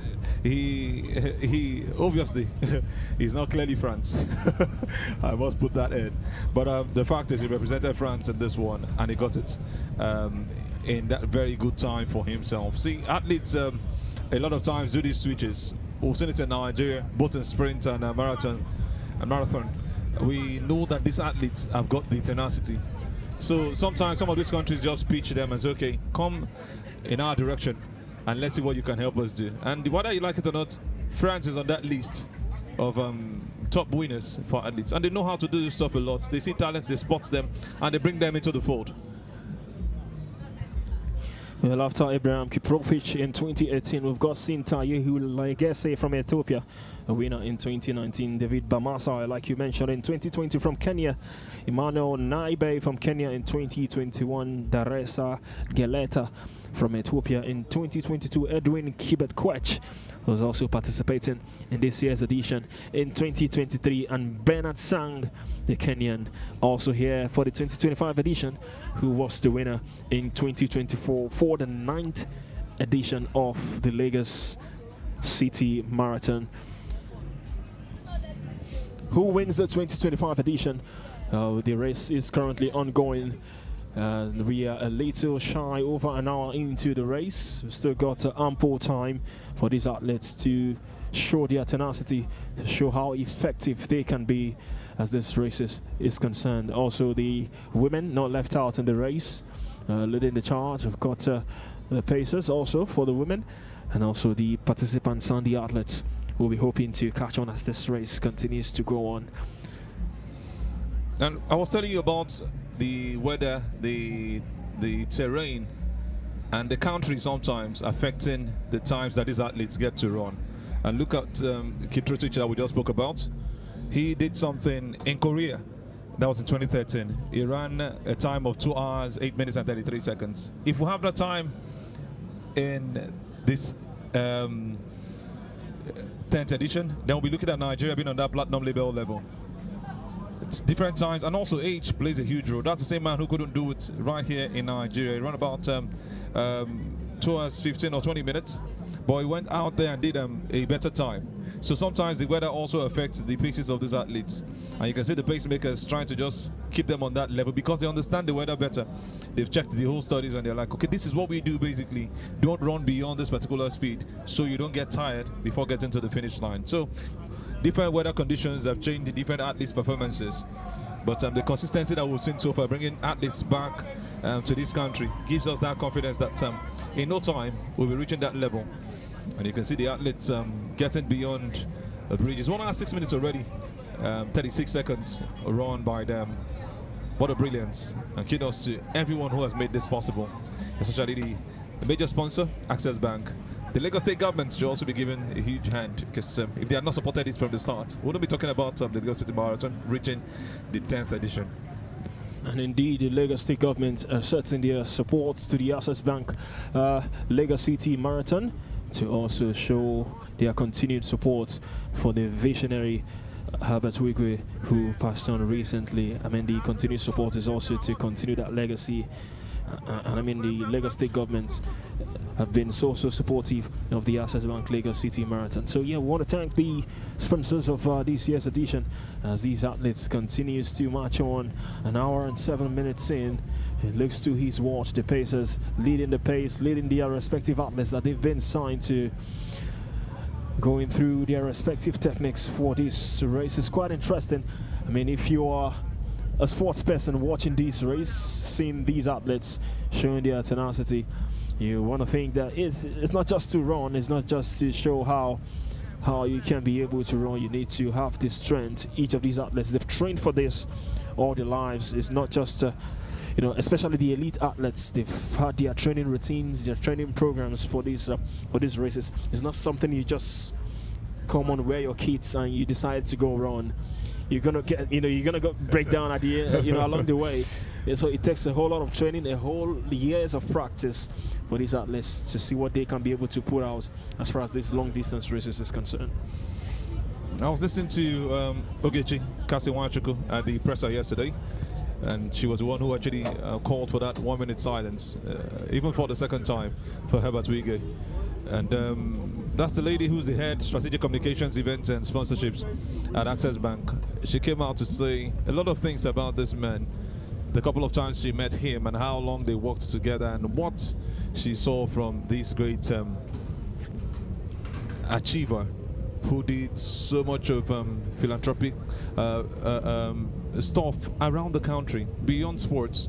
We talked about his religious lifestyle, we talked about his educational investments, trying to create one of the finest schools in Nigeria, university to be precise, where you have almost free education. And he said that with all confidence.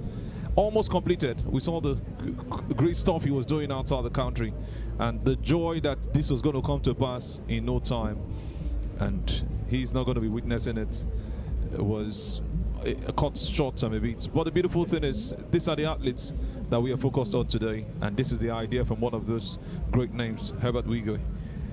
His wife, his son also lost in that helicopter crash.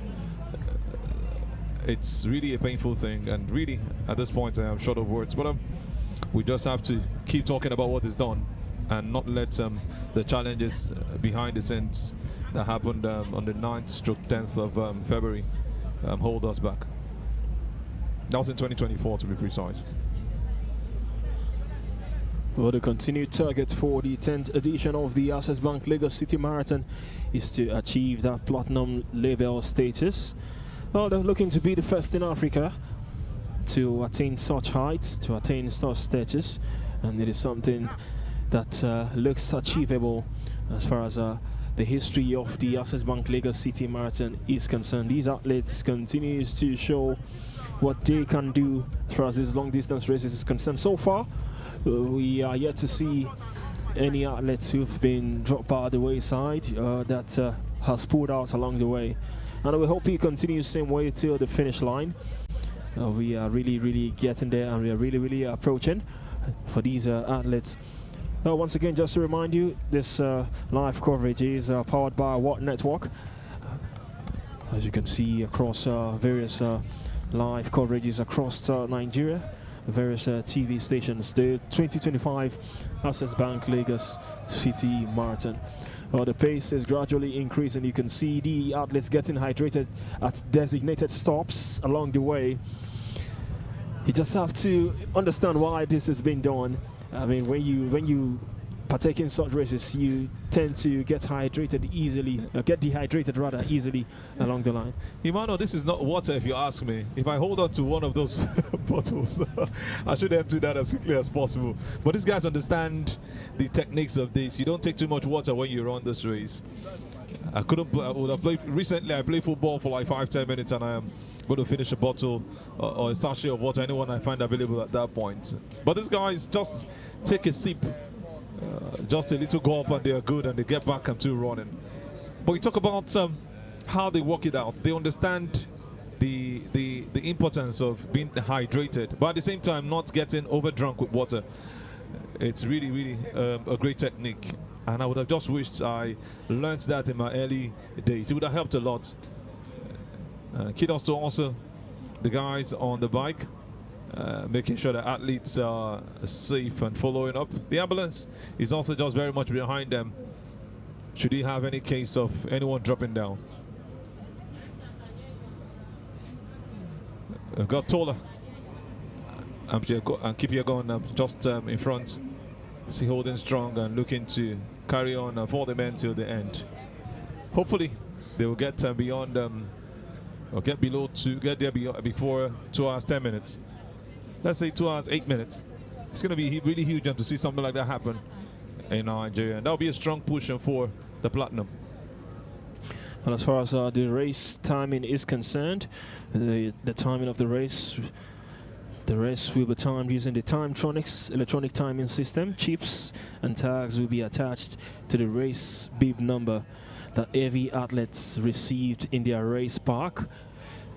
And every athlete has been advised not to remove the tag from their bib number. So it's something that the timing will be really peculiar about as far as it is concerned. Well, we saw the athletes getting hydrated, getting waters at some points as the race progresses. Well, water stations between the comers. We've got water stations being provided at 2.5 kilometers, 5 kilometers, 7.5 kilometers, 10 kilometers, 10.5 kilometers, 15 kilometers, 17.5, 20, 22.5, 25, 27.5, 30, 32.5, 35, 37.5, 40 kilometers, and then at the finish, that is where water stations will be provided to each of these athletes as they continue to participate in this race. A nice one to see as well. You don't want to, take any chance as these athletes also participate in these races. And I also like the fact that it's planned. you don't just take water at any point, so you don't get yourself more than hydrated, and that slows you down. And they've also been trained to know the amount of water that they need at every point in time, so they don't get so much. So timeliness, kilometer per time, making sure that all of this workout is really, really key for these athletes. And we're closing down to saying that in the next, say, 45 minutes, we'll be knowing who the clear favorites are. That's where you see the times you start separating even the boys from the men. You start separating the platinum from the gold athletes. Let's see if that title is going to remain in this or change at any point in time. As far as our medicals are concerned for the race, an ambulance and medical station will be available approximately 200 meters after each main drink station on the marathon route at 5 kilometers, 10 kilometers, 15, 20, 25, 30, 35, 40, and also at the finish. Medics will also be present at every intermediary station, also not taking any chances as far as the health of these athletes is concerned for these races. 1 hour and 15 minutes into the race. Each athlete staying switched on, looking to their watch, hoping that they attain that personal best that they will be hoping to achieve at the end of the race. As they continue to power on, as they continue to charge on. Also, not just the race for you today, we've also got some top hospitality at the end of the race. We've still got that to come away, but in the meantime the focus is the race. But we've also got top artics and a selection of other activities that will be available at the finish points to entertain every participant and supporters also who are part of this race. I mean, you could also see people cheering the athletes as they continue to fire on and continue to show their tenacity as they continue to go on in this Access Bank Lagos City Marathon 2025. You must say kudos also to the security officials. We've been very much well positioned and at strategic places, making sure that there is no funny cases, no attacks or unnecessary impediments as far as this athletes running are concerned. And just to also remind you that an ambulance and medical station has been made available approximately 200 meters after each main drink station on the marathon route. And it's just to confirm what Emmanuel said earlier.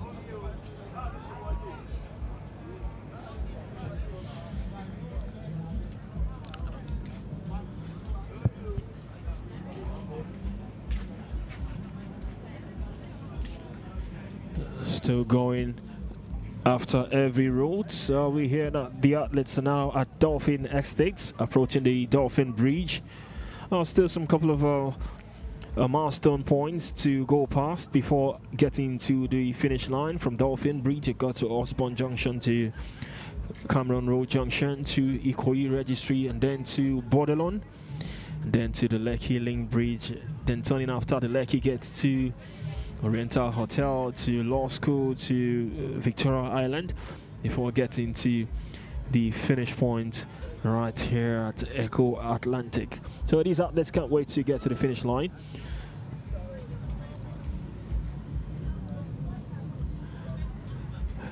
Miles to Memories, lovely team for the 2025 edition of the Access Bank Lagos City Marathon. Each athlete hoping to create personal memories and also memories as it pertains this race. Just to remind you once again, it is the first anniversary since the demise of Herbert Wigwe, the Group CEO of Access Holdings. An event that sends shockwaves across the country when it happened in 2024. It touched almost every part of Africa and even some parts of the world, because that's a name that is known internationally when you talk about banking in the world. One of the biggest banks also, that's also international, Access Bank.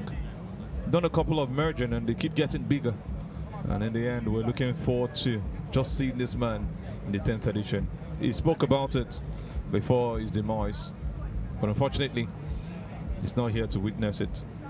And that has even drawn my attention to this Lagos City Marathon, because you cannot talk about this race or talk about Herbert Wigwe and not mention this race, or talk about this race and not mention Herbert Wigwe.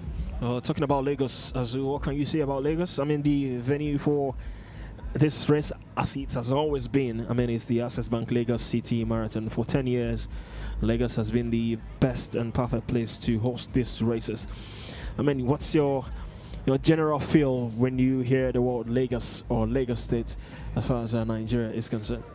Number one, you have to stand by the word Center of Excellence, and that has really been the mindset from day one.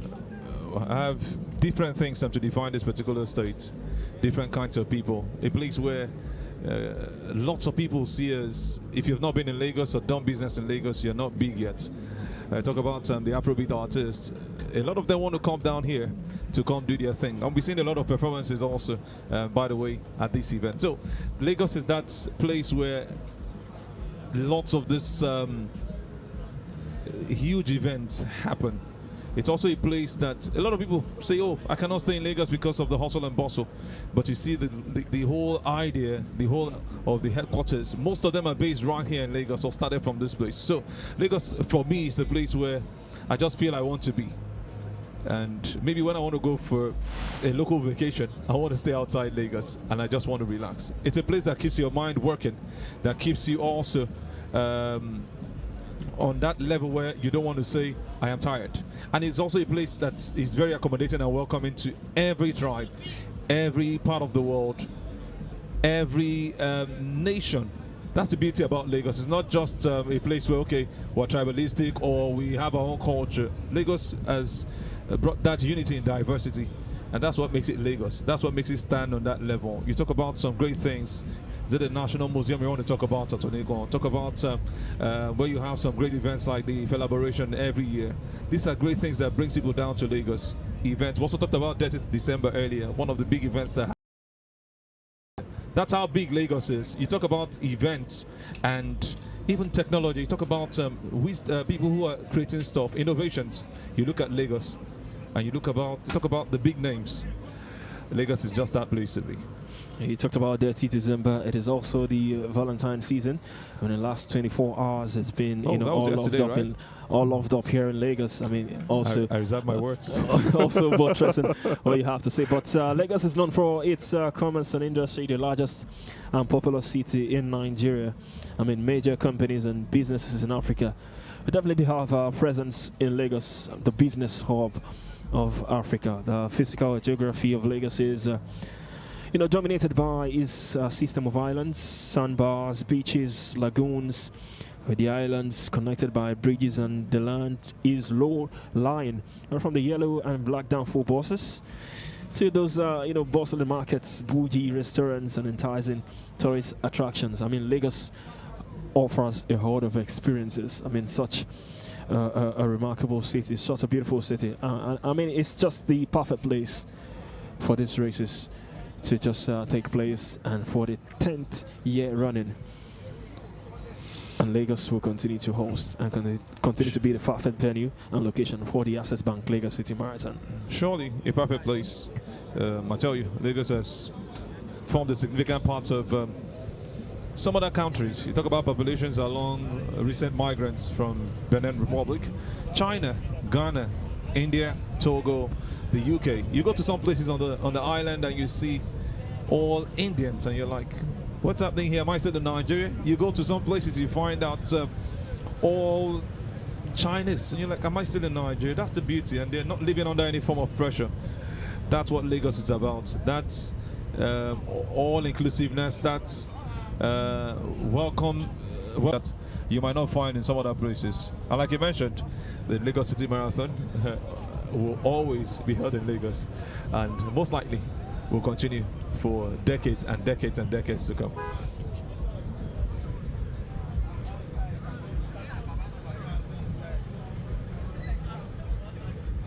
Just to remind you, we've got the weather forecast updated now to 31 degrees currently in Lagos, and that's getting a bit hotter than when the race was started. I think it was about 27 when the kick started the race. It's gotten 31 now. It's getting hotter. And that's the idea always behind marathon races, especially in countries like Nigeria, especially for the Access Bank and Lagos City Marathon. This is because they know how hotter it can become much later. So they start the races early and have these athletes do what they have to do earlier before it gets to 34, 35 degrees or even higher or in between.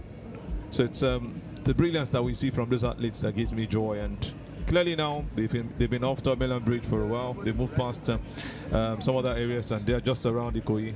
You can see people still cheering them, and it makes it really, really beautiful. Kibet Paul from Kenya, as you can see on your screens, one of the outlets leading the charge. Nehemiah Kipyegon, also from Kenya, also amongst the leading charges of these Access Bank Lagos City Marathon. Definitely the favorites, Kenyans leading the charge, leading the lines. Nehemiah and Kibet Paul. They're also closed down by other athletes who are also in this leading charge, also hoping to make it to the finish line. Not just making it to the finish line, but hoping to make it as winners, or respective winners, as the race progresses. 1 hour 25 minutes into the race. It's a race which began from the National Stadium in Surulere, and this time the athletes have raced all the way past Third Mainland Bridge and into Dolphin Bridge and Dolphin Estates pretty much soon. And off the top of my head, in less than 2 hours, I had to make it easy to say 2 hours. In less than 2 hours, these athletes will be making it to the finish line. Are you saying in the next 2 hours or 2 hours put together? Emmanuel, are you saying in the next 2 hours or 2 hours put together? Let's just leave it at that. In the next 2 hours, in less than 2 hours rather, these athletes will be making it to the Access Bank Lagos City Marathon. What a race it's been so far.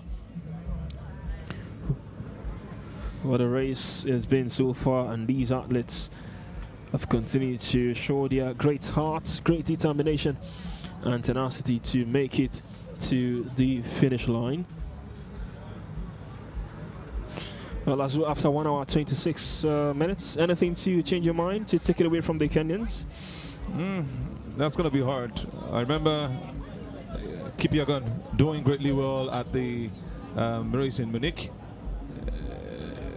He took the 38th position of the General Munich Marathon, beating his challengers by a huge margin. And he was a great guy. The 38th edition, he did so well right there. He was a newcomer in Munich just in October 2024, and he's looking to do something great right here. I'm rooting for him most likely. We're going to be one of those guys that we might be standing up for in this race. He's not done so much when it comes to marathon. He's also very good with half marathon. He ran the half marathon in 1 hour 34 seconds, Emmanuel. So that's a man to watch out for. Keep your gun. Keep your eyes and keep your gun. That's the man I'm looking forward to. Like I said, it was a debutant at the last event in Munich. Nehemiah Kipyegon, a great runner and one who will be looking to do something great in this particular race.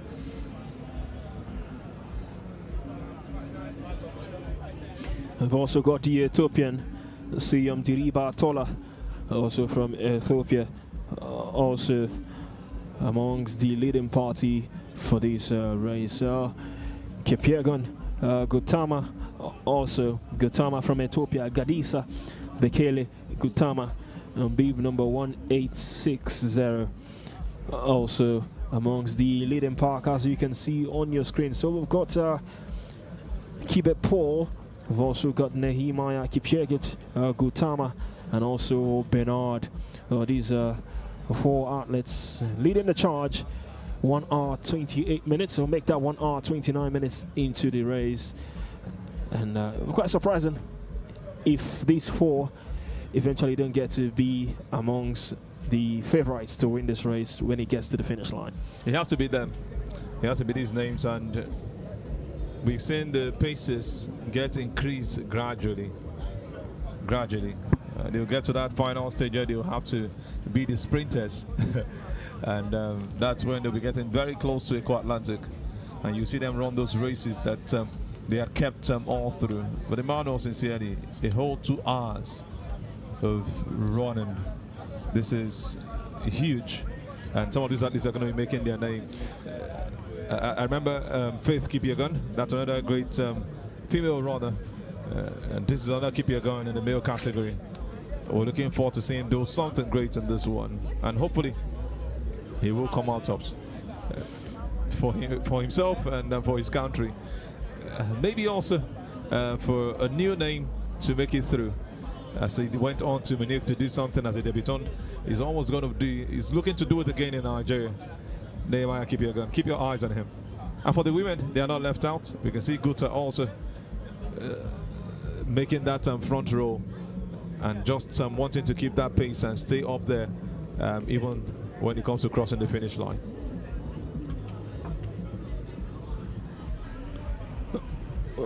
One hour 30 minutes into the race. As when are you ever gonna run for such time? 1 hour 30 minutes. Just leave it at 1 minute for me, bro. 1 minute is fine. Maybe in a year, if you put it together, I'd have done 1 hour. Easier said than done, not a main feat. I wouldn't put myself under any pressure, bro. I could talk for 1 hour, yeah. Just participate. I could talk for 2 hours, yeah. So it's not about the hours. It's just participate. Maybe are we going to see you in the next edition of the Access Bank Lagos City Marathon? Sure, I'll be here. As an athlete, I had to say that. Our current location for these athletes is at Bordelon. They continue to get closer and closer to the finish line at Eco Atlantic. Not too far away. These athletes have made this distance so far from the National Stadium in Surulere down to Bordelon. So they continue to move on and march on. Up next is the Lekki Link Bridge. And from there they've got to the turning after Lekki Toll Gate and also Oriental Hotel. Then they get into the main areas of Victoria Island, Law School, and also Eco Atlantic. So once they get to these later locations, then you've got Eco Atlantic in sight. And that is when, I mean, like you said earlier, separating the boys from the men for this marathon race. It's not, for the viewers out there, it's no punishment. Because I know a couple of people watching at this point understand the routes from their offices or from their homes, or when you get through Terminal Bridge coming to the Eco Atlantic, you know how short it can be. But when you see this whole race, it's about making the 42 kilometer, and that's the brilliant thing they are trying to do right there. So understand that fact. Don't see them as being punished.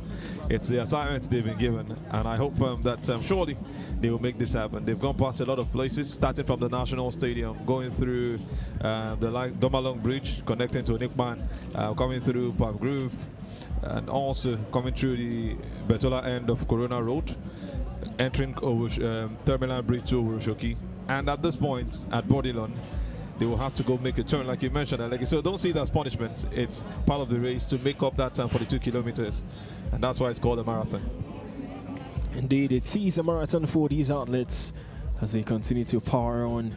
You could see the sweats pouring out from the respective athletes on your screens. The leading contenders, like we've mentioned earlier on, Kibet Paul from Kenya, and also Nehemiah Kipyegon. The Kenyans leading the charge. They are now separating themselves from the chasing party. And once again, like we predicted right from the onset, from the beginning of this race, the Kenyans dominating so far.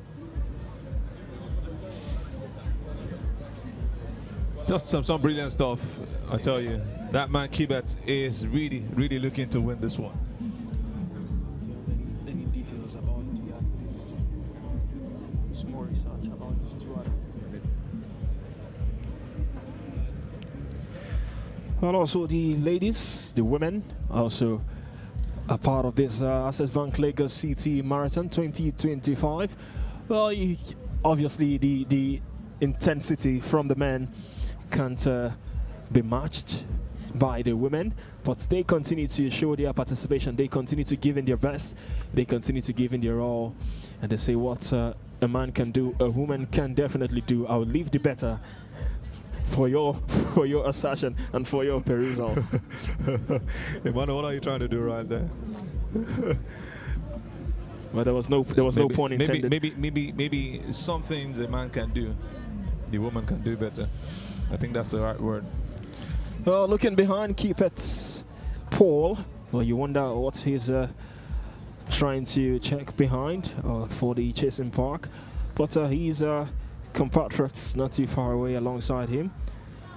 And Nehemiah Kipyegon and Kipet Paul leading the charge for this race. Well, two Kenyans. To be surprising if they don't make it to the finishing point as winners in this race. Well, never can tell. Nothing is impossible. I always want to say.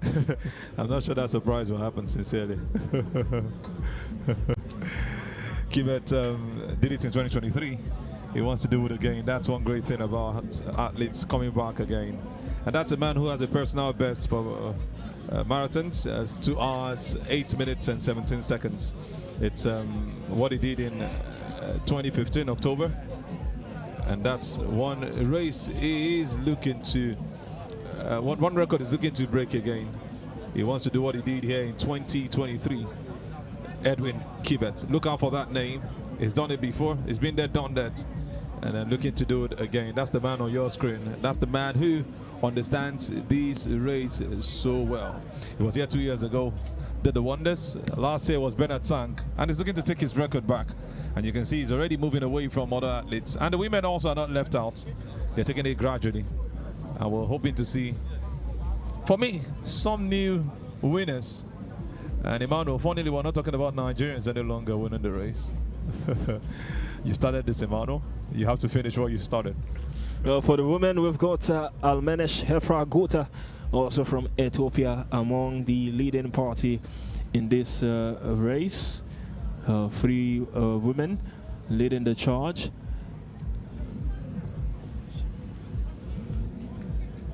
The Ethiopian will no doubt be amongst the favorites to also take this race, make it to the finish line. Well, for the men, like you can see on your screens, Kibet Paul, well, is now away from the rest of the athletes. It's called building that power. Distance now. I call this separation power, Emmanuel. We've also got Urisa, not just Guta. Ethiopians also showing that they've also got what it takes as far as the women is concerned. Kebene Chala Urisa from Ethiopia on beat number 1862, and Almenesh Hefra Guta also from Ethiopia. The women currently leading the lines as far as this Access Bank Lagos City Marathon is concerned for the women.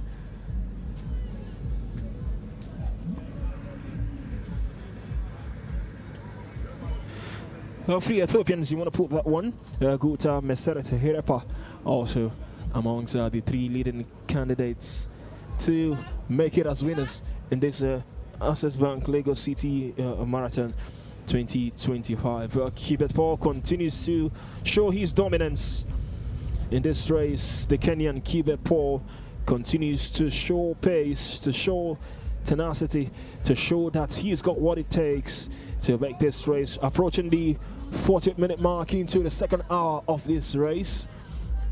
Well, it's been nothing short of hard work. It's been nothing short of determination from every athlete so far in this race. But Kibet Paul continues to stand out from what we've seen so far. No one close by. Kibet Paul continues to march on. It is the 2025 Access Bank Lagos City Marathon from Lagos. You talked about Almenesh Guta earlier, the lady who did it in 2023. She did it with 2 hours, 40 minutes and 42 seconds. She'll be looking to do better than that. She has a personal best of 2 hours, 31 minutes and 49 seconds. And that's one thing she wants to try to work on it's going to be really huge and strong for her. 9 minutes of difference from her personal bests. It's going to be a big one, and that's going to be also something to move Nigeria to that height, the Access Bank Lagos City Marathon to that height that we're talking about, platinum level. And this is clearly Lekki. You don't even have to be told. Once you see that sign, and for those who love movies a lot, you see this sign a lot of times when you see those movies.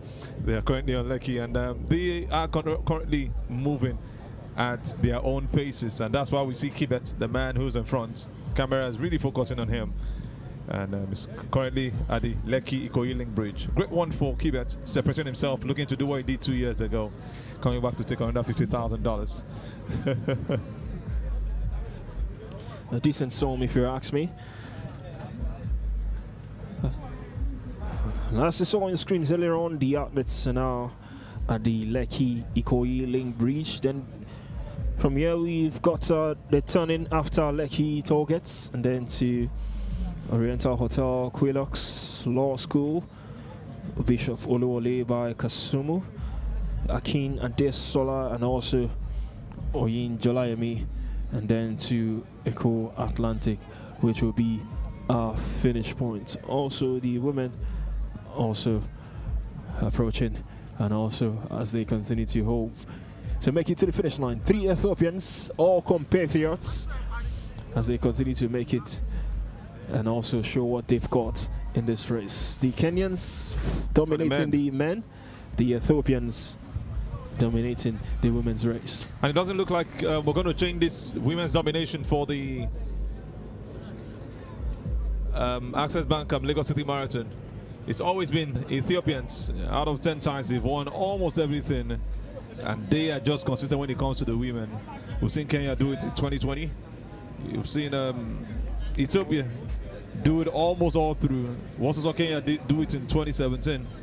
That was when Rhoda Jebokori won it for the second edition. Just twice out of 9, Ethiopia all through 7. That's how brilliant these guys have been, how resilient they have been. So it looks like they intentionally shared this between themselves.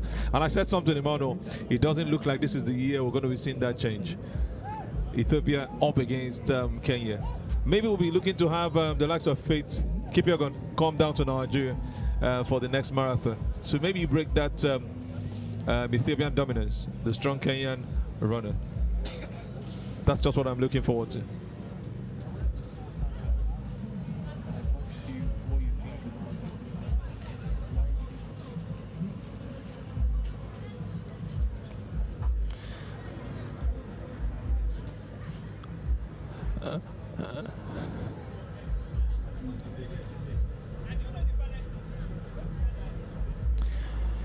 We are 18 minutes from approaching the 2-hour mark into the race.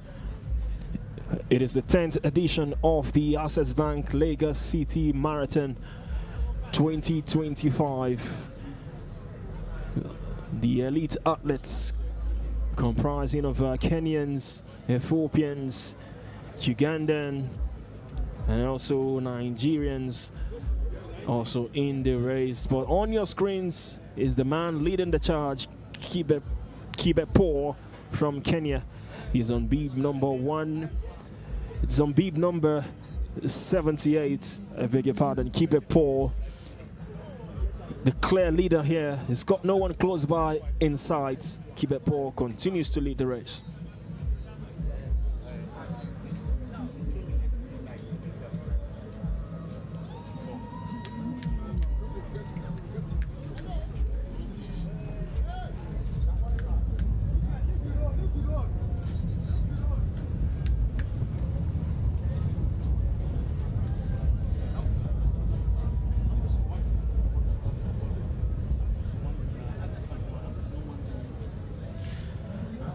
Well, while Kibet is in the lead, we've also got the other guys who are also just behind in the race so far. One of them who was also close to Kibet some point in this race, Gadisa Brekele Gotama from Ethiopia on beeb number 89. Also Nehemiah Kipyegon. Well, quite surprising how Kibet straight away from this pair. At some point in the race, they were all together. But Kibepo has raced now to a huge gap and lead into this race.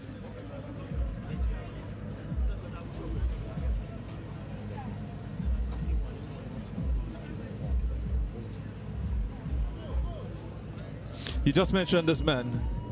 They missed their flight and they got in yesterday night. The leaders of this race, Kibepo, missed his flight from Kenya to Nigeria. Just got in yesterday night, and look at how much of quality he's putting into this race. Well, you talked about the Kenyans. I mean, you know, getting so late and now leading the race. I mean, how have they been able to do it? The Kenyans, the Ethiopians dominating these long distance races. Not just, we're not talking about the Access Bank Lagos City Marathon now. I mean, for the best of long distance races, you know, all over the world, they dominate. The Kenyans, the Ethiopians. How have they been able to do this? I mean, it's becoming a trademark for them, dominating these races. How possible is it? Lots of factors, Emmanuel. But first off, you want to look at their genetic background. The genetic background, their genes and their genome is really, really key. I think they have it over there in East Africa. That's one key factor you must look at. So sometimes it's not just the fact that they are very good at these races. They love to do things like this.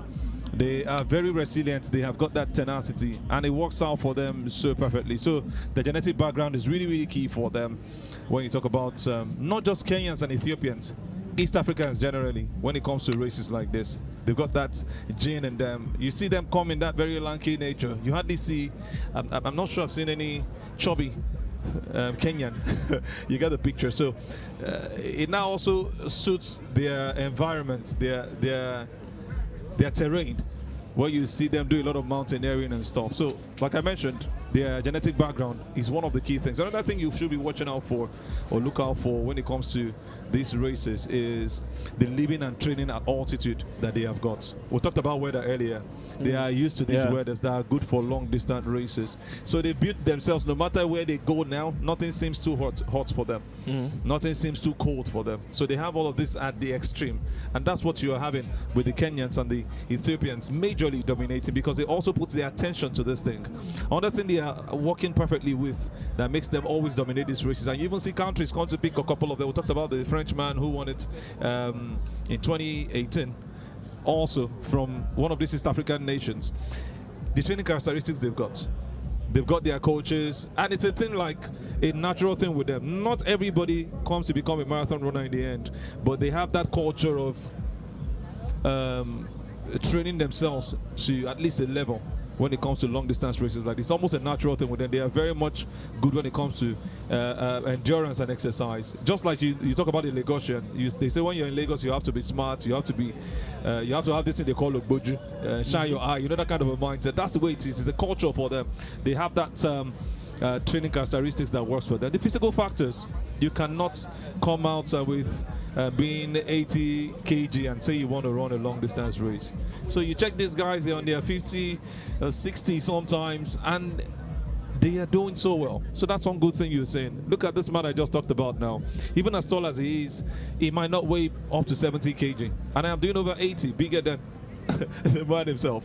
You get the mindset. So they do as much as possible to burn all of this fast, and they watch what they eat. That's another key factor. They watch what they eat. Their diet is very, very key to them. Like I also mentioned, their childhood. You cannot grow up to say 10, 12, 15 and you say you want to change some things that you didn't start from childhood. It's going to be really hard. It's still even easier for a teenage child. But as an adult, I've seen a couple of people say, okay, they grow up to like after high school, they started playing basketball. For this kind of an event, you have to start from the scratch. It's not just about this kid, it's about what has been built in you. So your childhood physical activity, and running is really, really key. And that's what you're seeing with the likes of Kibet doing some great stuff and coming here to just take these monies away from Nigerians. So it's not our thing, but we are putting, like we said, we are not looking at just going there to win. It's about making the world also come to Nigeria. And that's what the Access Bank Lagos City Marathon is about. Well, beautiful insights from you, Aziz, because a lot of our listeners or viewers today will be wondering or might be wondering how is it possible for Kenyans to always dominate, for Ethiopians to always dominate these long distance races. And I mean, it's so easy, like it's inbuilt in them to dominate such races. Well, along the line, some athletes still getting hydrated. You can't fault them. They need to get themselves refreshed as they continue to approach the finish line of this race. What a race it's been so far. 1 hour and 50 minutes in to this race, and what a race it has been so far. Once again, we will continue to remind you it's a landmark edition of the Access Bank Lagos City Marathon, the 10th edition. The event continues to go on strong and strong as far as it is concerned. What a race has been for the men and also for the women. It's been a wonderful race. It's been a decent race. The Kenyans dominating the men, like we said earlier, and the Ethiopians, the Ethiopian trio, you can see on your screen, also dominating the race for the women's category. Not too far away from the finish line now for the Access Bank Lagos City Marathon. Once again, to remind you, the live broadcast is powered by what network?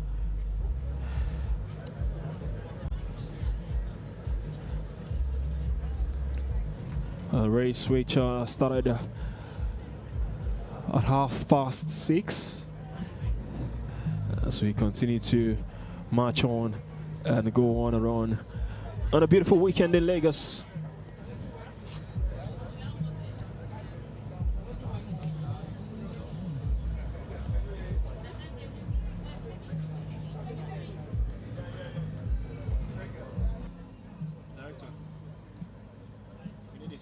Director,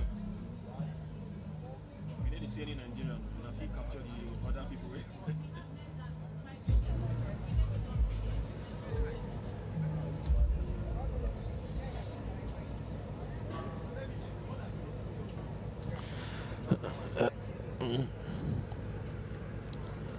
But this man will be so proud of himself if he goes on to win this race. Keep it, Paul, from what you mentioned earlier, missing his flights, making it down to Lagos so late, and now leading the race.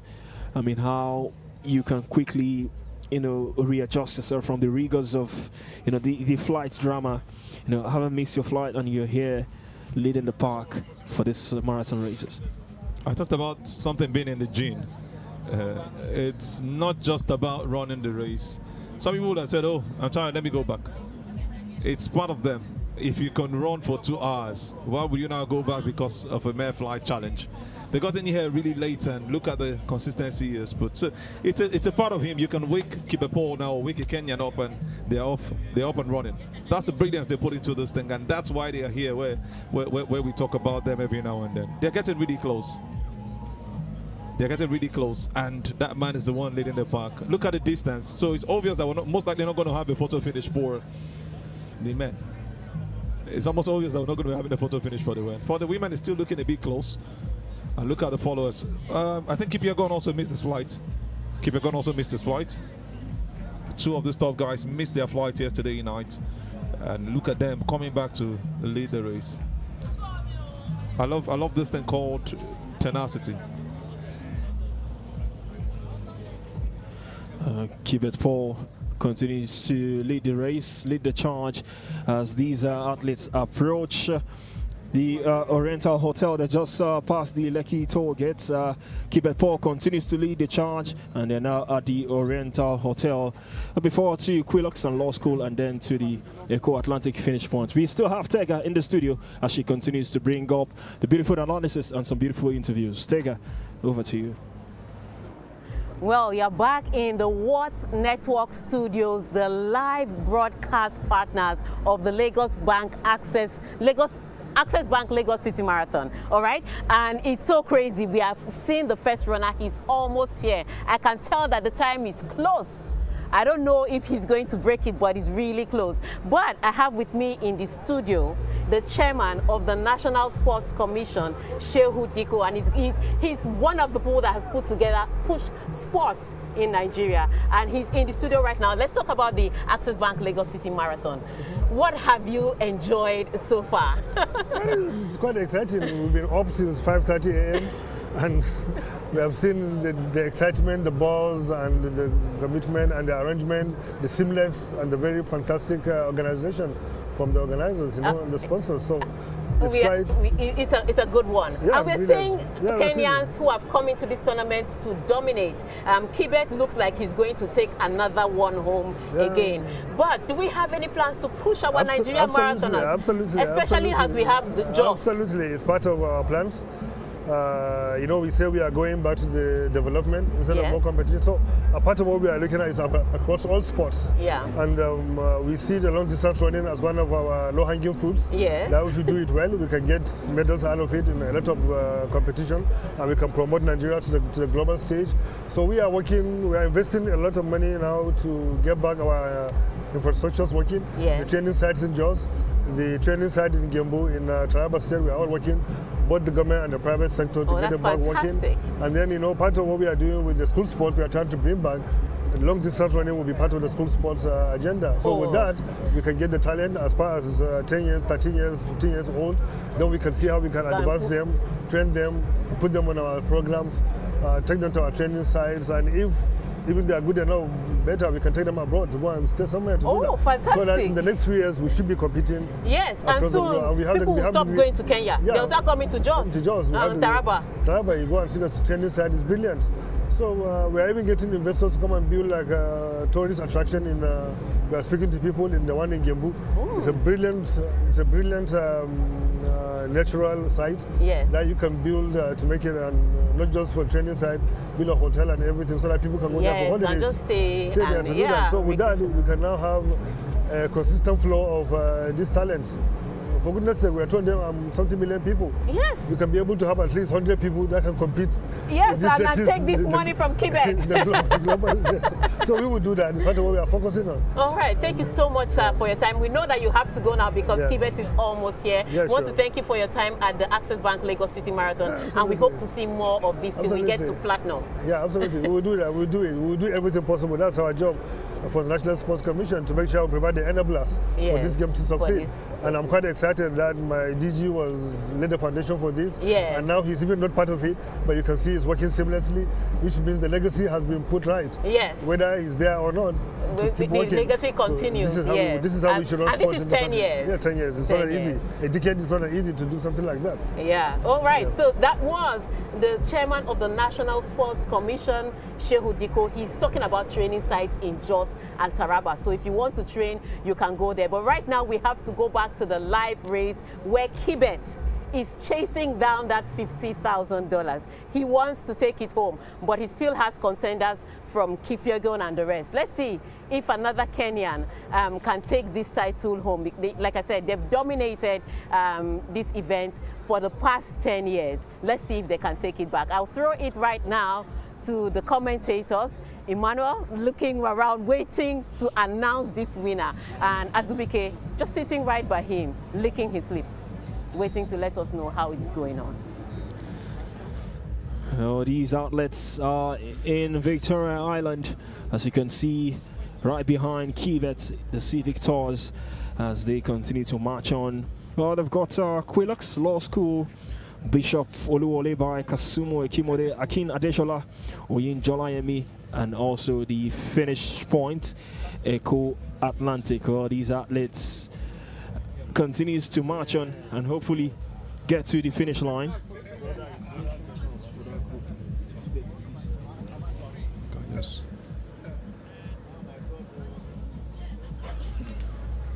We're nearly there now, getting to the finish point. But meanwhile, why Kibet?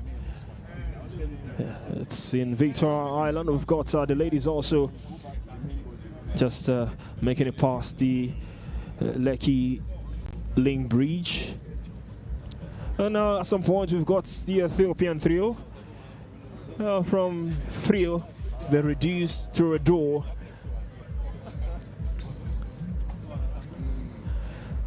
And also the pair of Nehemiah Kipyegon and also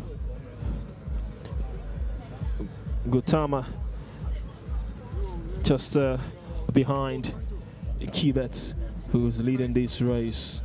Kibet It's nearly there. He gets closer and closer. Well, in a few seconds from now, we'll hit the 2-hour mark into this race, the 2025 Access Bank Lagos City Marathon.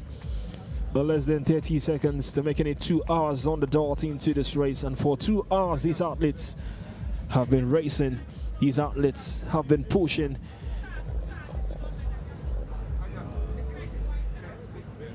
Who will be the winner for the Access Bank Lagos City Marathon right here for the 2025 edition?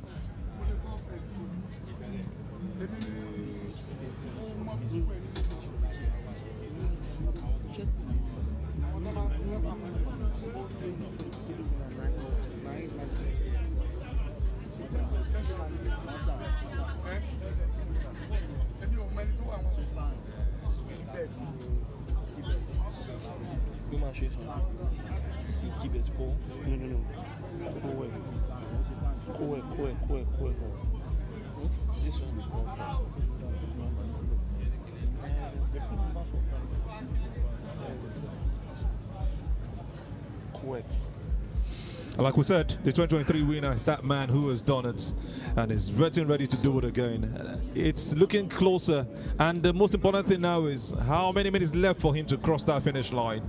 He's done 2 hours already, and it's getting closer and closer and closer.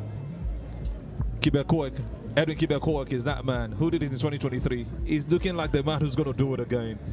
You can see him, all attention on him. And look at the cheerleaders who are also supposed to be runners, just enjoying themselves on the sidelines. It makes it all beautiful, Emmanuel.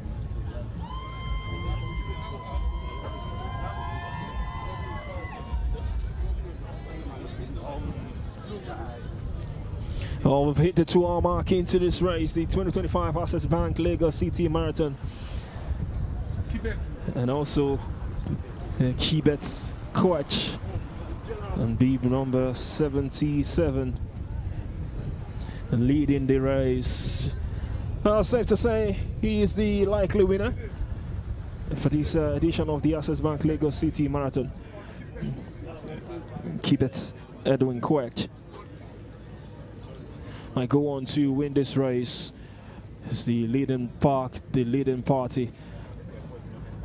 I've also got other athletes who are also hoping to make it to the finish line.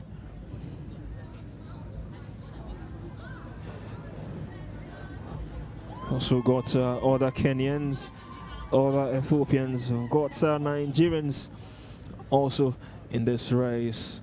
Well, all the spotlight, all the attention is on that man, Kibet-Koech, who might be our likely winner for this 2025 Access Bank Lagos City Marathon. 2 hours, 2 minutes into this race. Can we hit that record time? Just to remind you, it's 2 hours and 10 minutes. We are 2 hours and 2 minutes already into this race. So he has to do it between the next, within the next 7 minutes. That's how much Edwin Kibet-Koech, the man who did it in 2023, has to make it happen, to break that record set in 2020 by David Bamasai, the Kenyan, who did it in 2 hours, 10 minutes and 23 seconds. That course record has been standing for 4 years. And how this is going to change now is the big question that remains to be answered. He's getting really closer. We can see his view, and we can see other athletes are not letting themselves down, not letting their guards down. See some other beautiful ladies also making this count. And we're just getting closer. Kibet is that man, the man who did it in 2023. Most likely, he will be doing it again, unless there is a sprint that is as fast as that of Usain Bolt and the likes of Asafa Powell to take over from Kibet. We don't know how this is going to happen, but we are just watching out for the best of the races, and we're looking forward to seeing what Kibet will be doing in this one.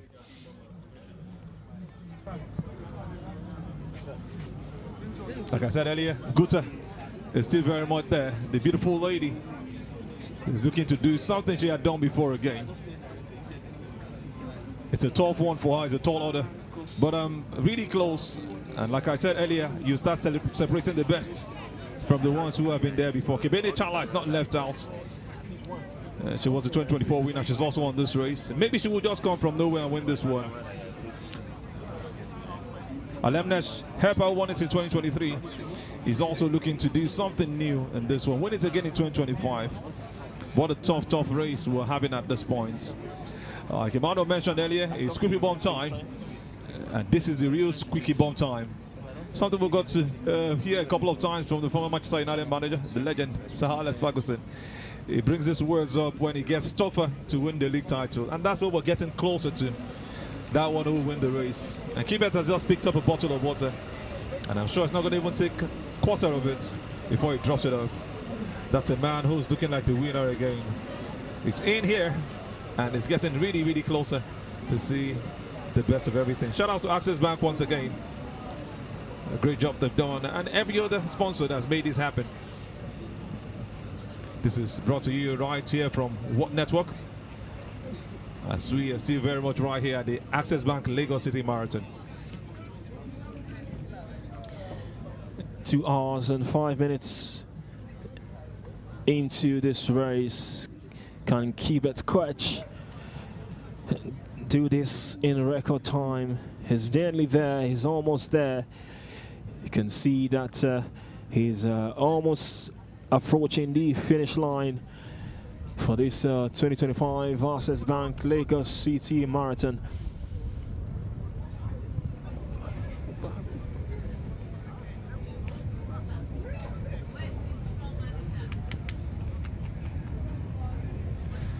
And also for the women, Guta and Herpa leading the race. The Ethiopians.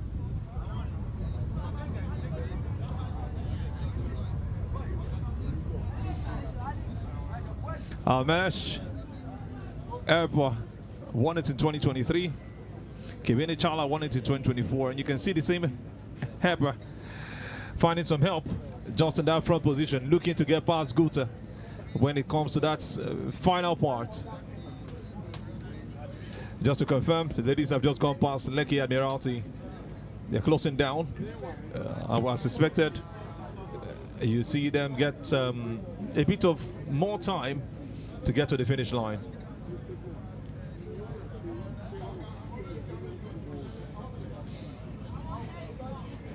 Keep your gun. It's a man you should also keep your eyes on. He's looking to be on that podium finish. And it looks like he's going to get there.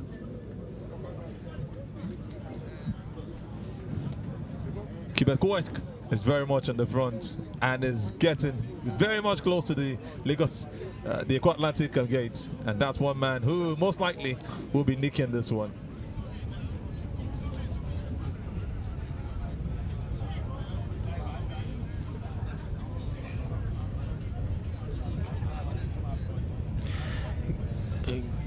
Kibet Quetch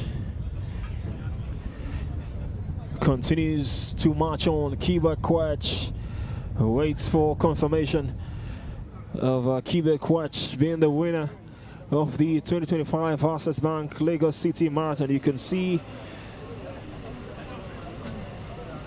viewers and spectators waiting at the finish line, waiting for Kibet Quetch to approach. He's almost there. He's nearly there. 2 minutes into achieving that record number, that record amount of time. Well, on the clock, it's been 2 hours and 8 minutes into the race.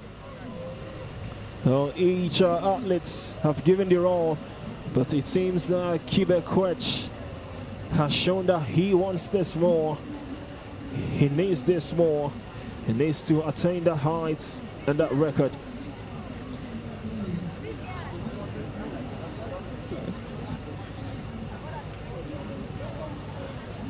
For the second time, Kibet Quetch hoping to be the winner of the Access Bank Lagos City Marathon. Our time is 2 hours and 8 minutes. You can make that 9. You could see the expectations from the finish line, just waiting for Kibet Quetch to make it past. He's almost there. Kibet Quetch Kibet Koech, he's made a turn into the Eco Atlantic gate.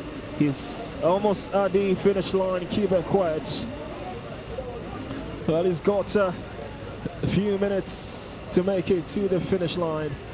Now the spectators are just waiting his arrival. They are expectant. Kibet Koech is in. As he continues to race. Well, there's nobody close by, no man close by. He is the likely winner of the 2025 Access Bank Lagos City Marathon. He is in the Eco Atlantic City. Oh, what a race from this man. The next question now is, can he break that record? He doesn't look like it, Emmanuel, because it's almost 2 minutes, 2 hours, 10 minutes, which was the time that was at the previous record with some seconds, 23 seconds actually. Now, how do you get to do this? Like I mentioned, I intentionally mentioned that flight case earlier. It must have affected his pace and his preparation for this actual race. But you must give it to that man, Kibet Koech.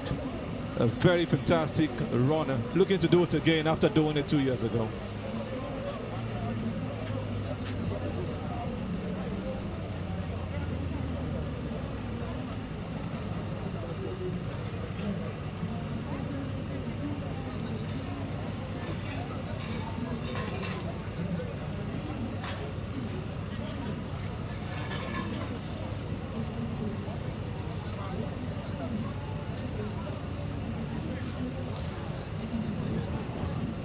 How many more seconds, how many more minutes for Kibet Koech to make it to the main finish line?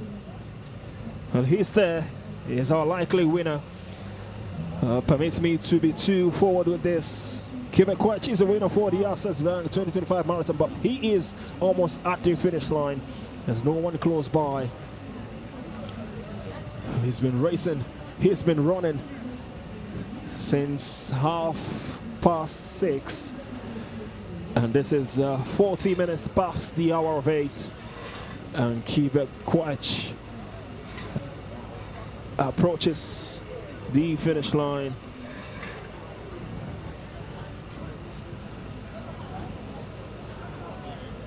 Once again, to remind you, this live coverage of the 2025 Access Bank Lagos City Marathon is brought to you by What Network. And we are continuing to see Kibet Koech nearly there now, so close.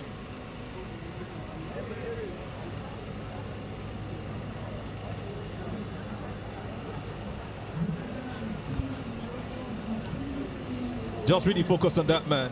You can see also one of our great sponsors, Casio and Kia.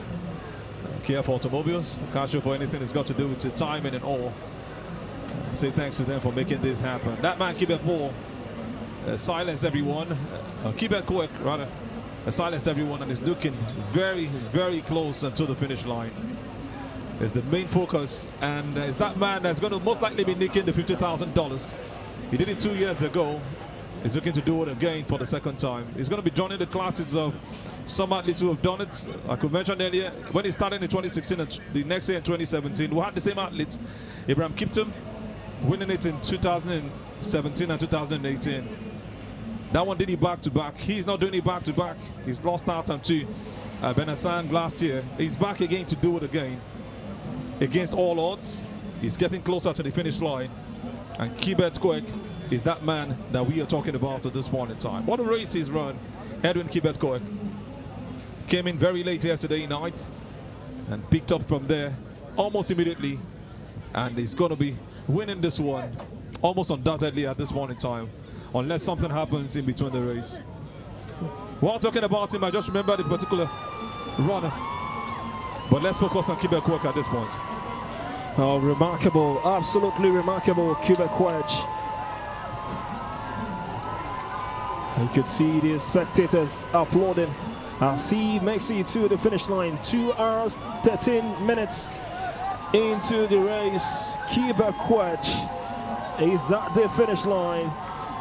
The Kenyan has raced to perfection, has raced into the histories of the Lagos City Marathon. 2025. Kiba Quach keeps on going to bring this race to life. And here's the Kiba Quach is your winner for the Access Bank 2025 Lagos City Marathon. Kiba Quach has done it, the Kenyan. What a race from this man. Against all the odds, against all the obstacles, Kiba Quach is your 2025 Access Bank Lagos City Marathon winner. Once again, the Kenyans, the East African nation, showing their dominance for this race in 2 hours 14 minutes. He actually did 2 hours 14 minutes and 6 seconds the last time. Is he going to break that record this time around? That's the big question that remains to be answered. We're just waiting for confirmation. Looks like he got there a bit before 2 hours 14 minutes. It looks like he has done better than what he did the last time. And we're looking at Kipyegon getting really close. That's another top runner when you talk about athletics. He is the second, and that's a man who is closing down as quickly as possible. Checking also on his own time to see if he has done better than his past record. We are 2 hours and 15 minutes into the race where we've got Kiba Quach as your confirmed winner for the 2025 Access Bank Lagos City Marathon. We've still got the second place, the third place to look out for as far as this race is concerned. Gautama also racing to that finish line. He was also among the leading pack at some point in the race, Gadisa, Bekele, Gautama. But after Kiba Quach, it seems like we'll be having Nehemiah Kipyegon as the nearest man to Kiba Quach in this race.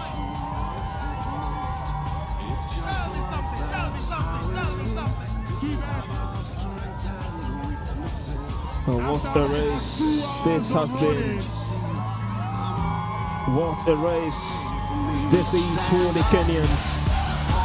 Your winner and your runner-up, Nehemiah Kipyegon from Kenya, has run for 2 hours and 16 minutes into the race. Nehemiah Kipyegon gets the adulation from the crowd support as he also makes it to the finish line. So a Kenyan, Kiba Quach, as a winner, and following by is Nehemiah Kipyegon. Nehemiah Kipyegon, great race he has just run. That's the man I just told you about. He did that surprise in Munich, the 30th edition of the General Munich Marathon. He's got in second position. Couldn't win it right here in Lagos. He's lost them to Quirk, but at this point in time, he's looking to just at least hold on to the silver medal. Well, the athletes are making it now in their numbers to the finish line as this race continues to hit up, as he continues to go on. Two Kenyans have made it to the finish line, but what can they do from here? The Ethiopians also not too far away from this race. What an adventure it has been for the 2025 Lagos City Marathon. Well, as the race goes by, we will give you confirmation of the confirmed winners. We've also got St. Bernard Cheruyot also amongst the athletes who made it to the finish line. Well, more athletes continue to approach the finish line for this 2025. Looks like Church Bernard finished third, and we're having another top athlete, Multike Peter Murimi, also reaching the finish line on fourth position.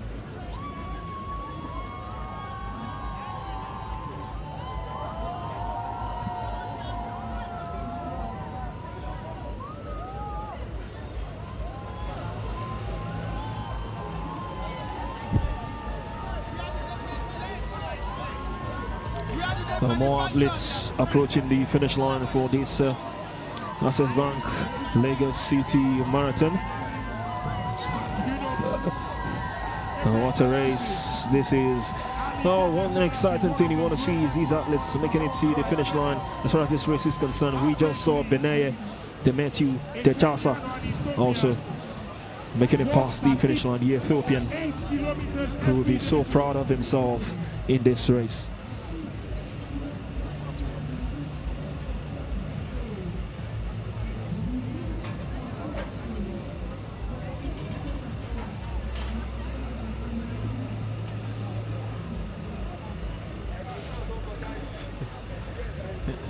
2 hours, 19 minutes into the race. We've still got a couple more who are hoping to make it to the finish line. Well, it's all fun and entertaining. We've also got a fall amongst the outlets hoping to make it to the finish line. We've still got the women also not too far away from the finish line. Kibet Paul trying to actually end that race. One of the elite runners. It's a good one for him. We must celebrate him for actually going all out and to make sure that he gets to this point. More athletes are still in it. We're looking forward to the first female to cross the finish line.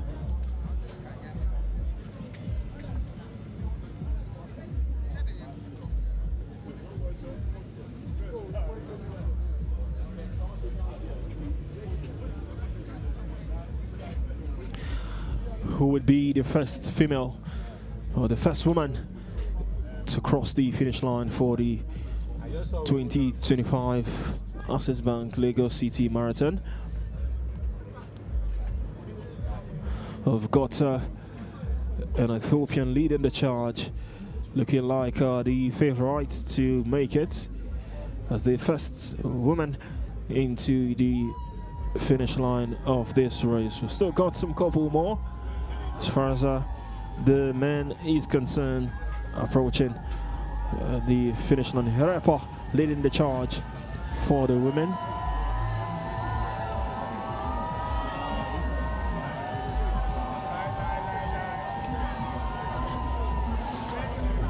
Good to see also Kibet Paul crossing the finish line. Amenesh Erber looking like the one who's going to win this one for the women. She's distanced herself from the others. She's got a personal best of 2 hours, 31 minutes and 49 seconds. She did that last year, October to be precise. And that's a lady who's getting really closer to that finish line. And what a joy to be for her to be the one to nick this one for the women. Confirmation of the top three for the 2025 Access Bank Lagos City Marathon. You've got the 2023 winner, Kibet Kwech, and now your 2025 winner, once again, Kibet Kwech, as a winner for the Access Bank Lagos Marathon 2025, the 10th edition. He will go into the history books as the winner of the 10th edition, the first anniversary of the late Herbert Wigwe. Kibet Kwech into the history books, closely followed by Nehemiah Kipyegon, also from Kenya, who wasn't too far away.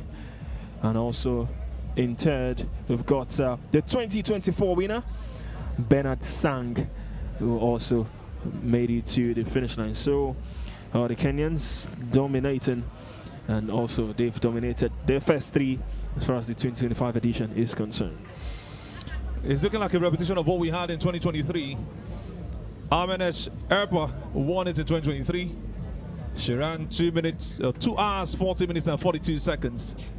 And she's looking to do it again in 2025. We've just talked about Kibet Kwech doing it in 2023 and doing it in 2025.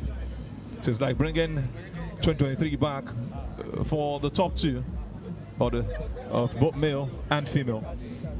And that's what we are looking at. Cameras focused on her. She's so resilient.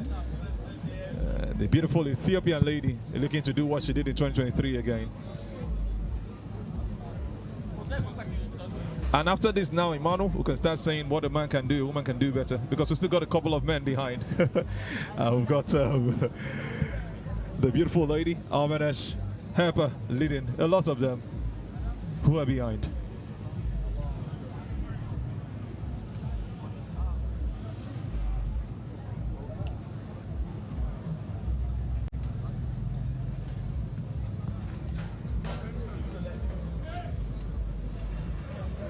Herepa also getting closer and closer to the finish line for the women. What a race this has been. What a race it has been. I've seen the top three for the men, who will be our top three for the women. It is once again the 2025 edition of the Access Bank Lagos City Marathon. The 10th edition live coverage powered by What Network.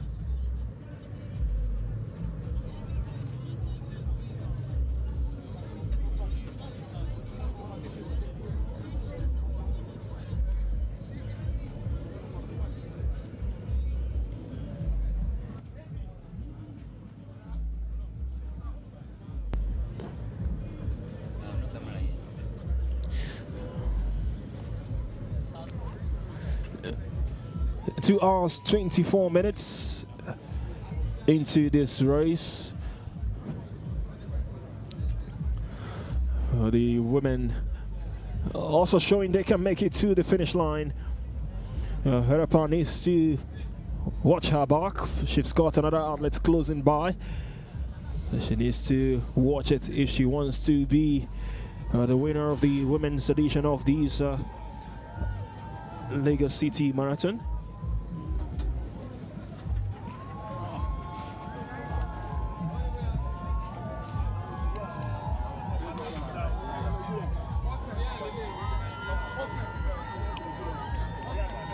Not too far away, we've got a Nigerian making it to the finish line. Gyang, Joel Amadu Gyang, just made it to the finish line for the 2025 Access Bank Lagos City Marathon. What an achievement this is for the Nigerian Joel Amadu Gyang. A couple more athletes also for the men, just to be specific, also making it to the finish line. What a joy it is to at least finally have a Nigerian. He will be celebrated really, and it's a great one to have him cross that line against all odds. And that's just to show you that most of these athletes, like I mentioned earlier, are from the up north. Gyang has been doing this for a while, and it's just made it happen for himself. Joel Amadu Gyang, save that name and celebrate him anywhere you see him. Is the first Nigerian to cross the finish line at the 10th edition of the Access Bank Lagos City Marathon.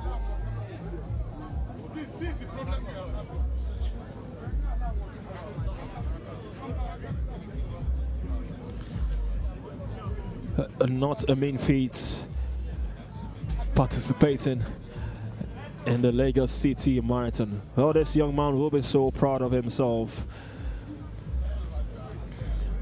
What a race from the Nigerian.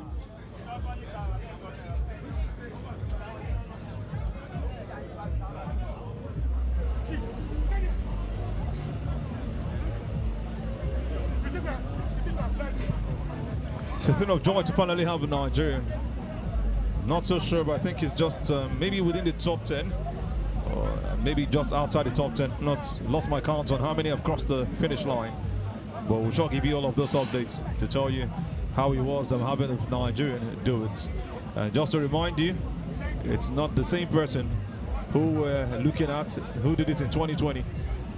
The first Nigerian, or the best record set by a Nigerian. Iliapam, that's the first Nigerian to cross the finish line in 2018. He did it with his wife and they set a record.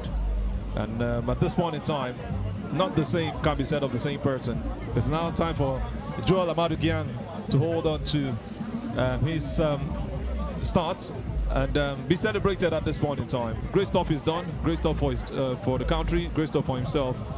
And I tell you that it's just brilliant to see him again and make it happen. And just to remind you, the best record for the men for Nigeria is 2 hours, 25 minutes and 30 seconds. We'll confirm what exactly Joel Amadu Gyang around this time around.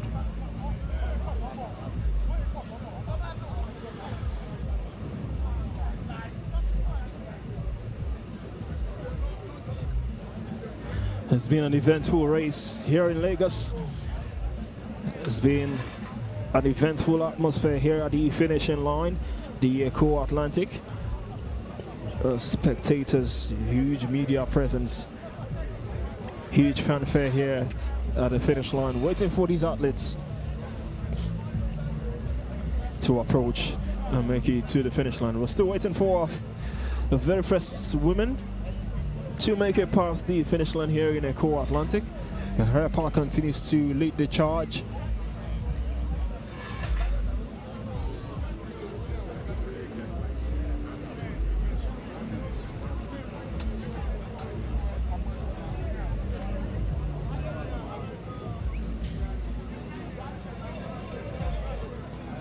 Once again, like I've always said so far in this race, it would definitely be a delight to see all athletes, all participating athletes for this race make it to the finish line.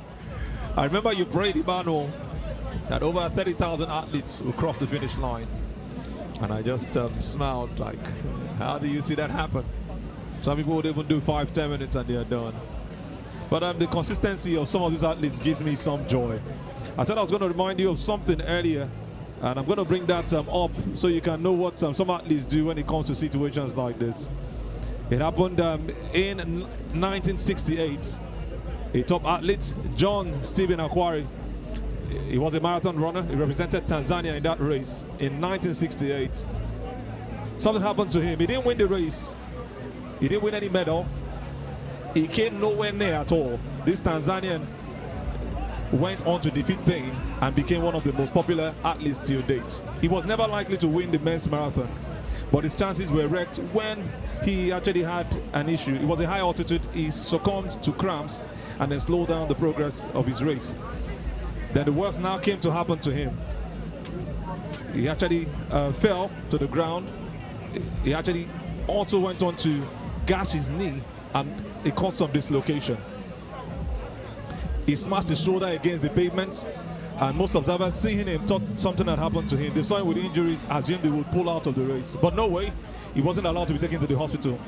John Stephen Akhwari went on with that race. He received medical attention and returned to the track to continue his race.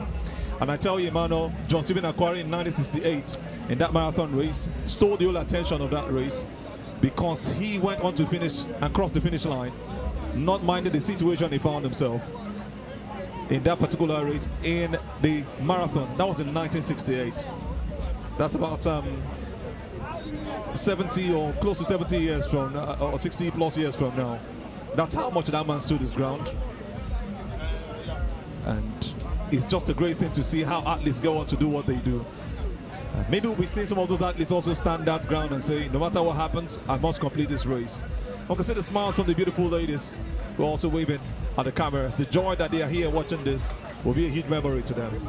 So like I said, John Stephen Akhwari might just be the motivation to a lot of athletes on this day. And like you mentioned, imagine we've seen all of 30,000 plus of athletes reaching the finish line just to make sure that they ran the race, even if they knew they were never going to win it.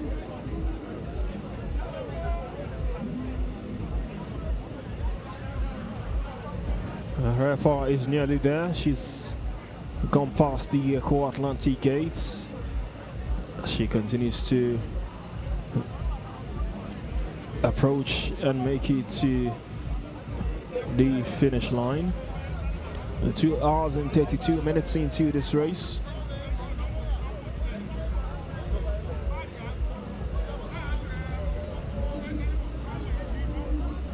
As the sun pours down in Lagos. It is 2 minutes past the hour of 9 in Lagos. These athletes continues to run. It continues to show that they can make it. When I say all athletes make it to the finish line, I was thinking about hopefully all elite athletes, not just all athletes who participated in the race. It's just for some personal records and for some personal achievements, and also attaining some personal heights in such a special occasion as the 10th edition of the Access Bank Lagos City Marathon. Emmanuel, I was going to throw the same question you asked me earlier. Are you ready to run the next marathon race? Access Bank Lagos City Marathon, to be precise. I definitely look the part. I definitely look the part. I think I can give it a go. I shall give you a reminder. Well, maybe at my own pace. Okay.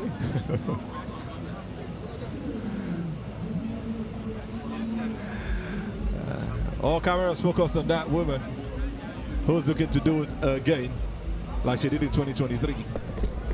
And what a joy to be for her, Amanesh Hepa of Ethiopia, to finish this race as number 1. It doesn't look like anyone is close. She's enjoying this. She's keeping up. She's holding on. That resilience, that perseverance, that gene from East Africa is what we're looking forward to seeing from that lady, Amanesh Hepa. Very, very close to the finish line.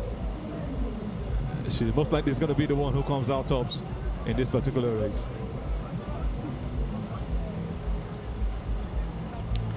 Guta Meseret Hepa approaching the finish line in this race, the 2025 Access Bank Lagos City Marathon. Guta Meseret Hepa.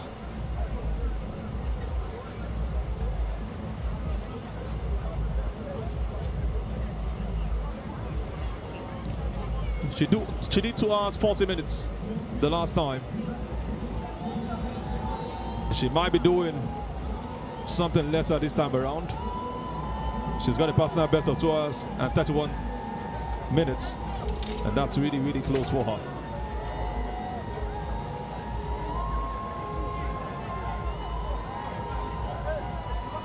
More athletes continues to make it past the finish line. For the men, 2025 Access Bank Lagos City Marathon.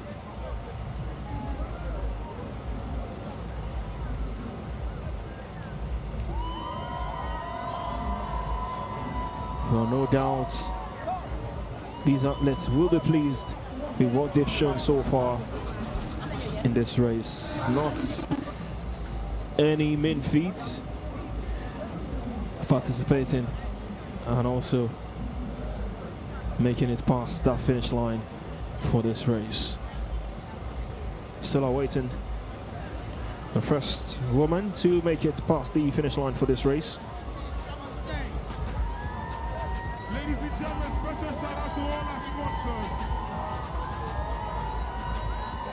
Thank you, Access Bank.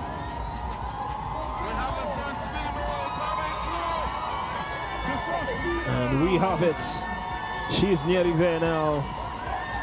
And then the first original female.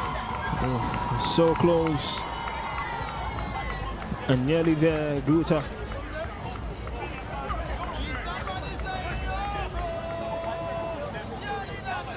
She does it in 2 hours 36 minutes. Amanesh Hepa, she's done way better than what she did the last time. She did 2 hours 40 minutes in 2023. What a great one for her. Yes, she couldn't meet up with her personal best of 2 hours 31 minutes, but that's a great race for her, and that's the way to go. Guta is up next, and we're having our second come through in no time. We'll still have more men finishing in between, but the focus is on the top 3 finishers for the women. And we'll have Guta coming in second to take a silver medal.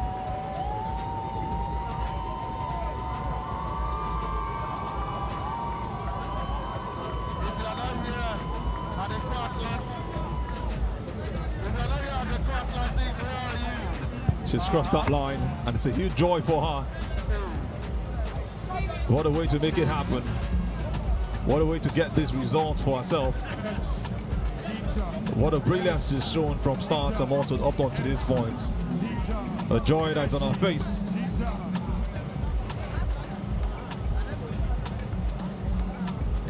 You just know that she knew that she was going to be able to do this. She started it, and look at how far she has gone. We now wait for our third runner. As we see the Governor of Lagos State, the Honorable Governor, Babajide Sanwo-Olu, enjoying this one alongside some other top Lagosians. All focus on him. Emmanuel, this is a challenge to you. The Governor showing some fitness at this point, and I know that you can do better.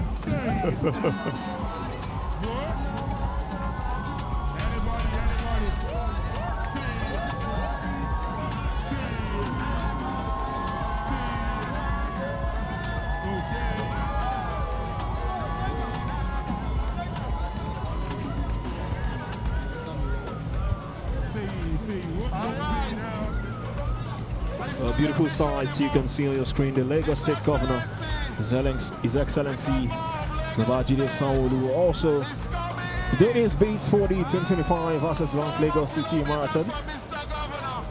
Some beautiful scenes right here.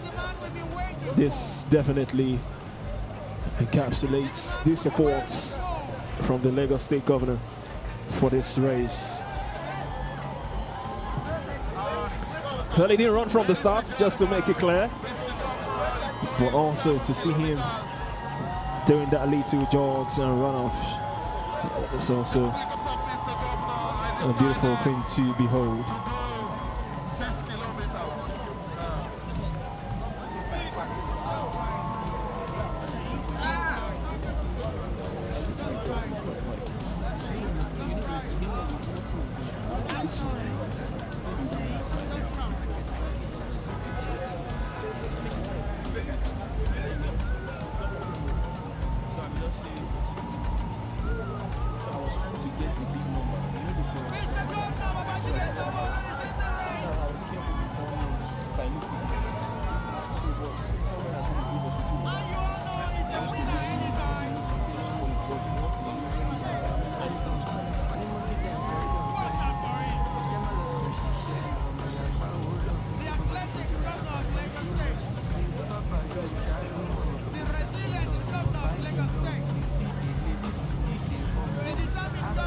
Oh, no pun intended, but we have to wait for the Lagos State Governor to also get to the finish line.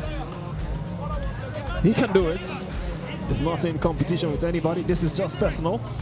As he continues to jog and makes it to the finish line. His Excellency Babajide Sanwo-Olu.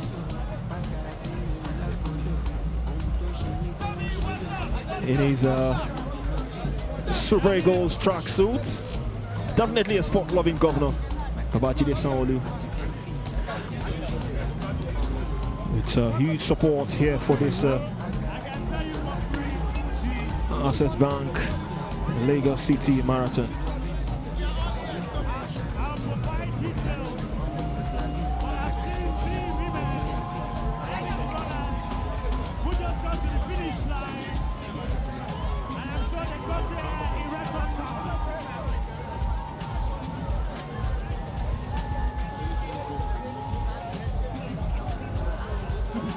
And the atmosphere has really come to life here at the finish line of the Echo Atlantic, as the cheerleaders, the spectators, and the marathon lovers who are here are bringing the atmosphere. Well, the Lagos State Governor is at the finish line.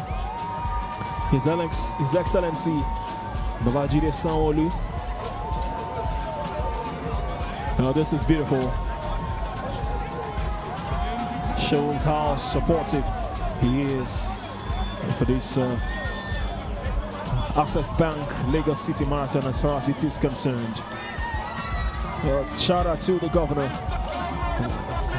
Also, not too far away, he is the chairman of the National Sports Commission, Alhaji Shehu Diko, who was spoken to earlier on by Tega in the studios. He's also happy that such spectacle has been held and put together in Nigeria, not just in Nigeria, but also in Lagos State. 2 hours, 43 minutes into this race. We've got a couple more artists, or athletes rather, who are close to making it to the finish line. You need that support to carry on with competitions like this or events like this. And that's why the Lagos City Marathon has never gone down at any point in time. The continuity from Lagos State support has been something worthy of emulation. Kudos to the governor. Can also see some other top officials. They're doing everything to make sure that they cross the finish line.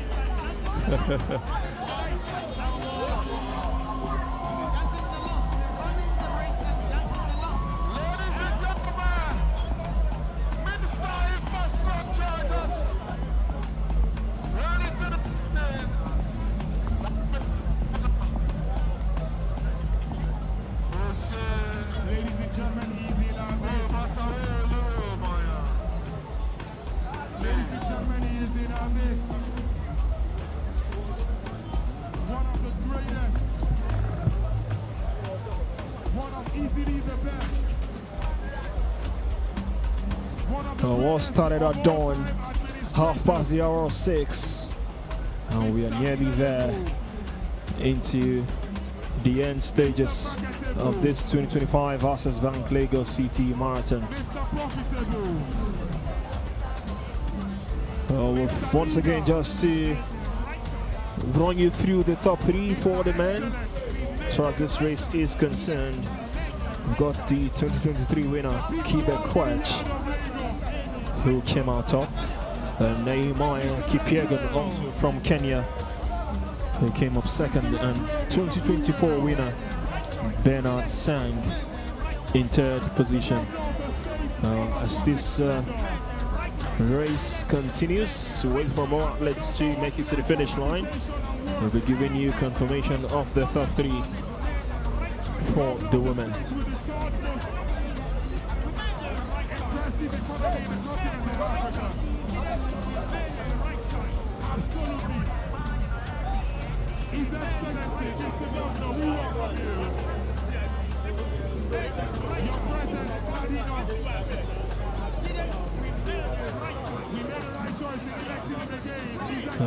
This is definitely not easy for every athlete participating. You have to give it up. You have to give it up for these runners.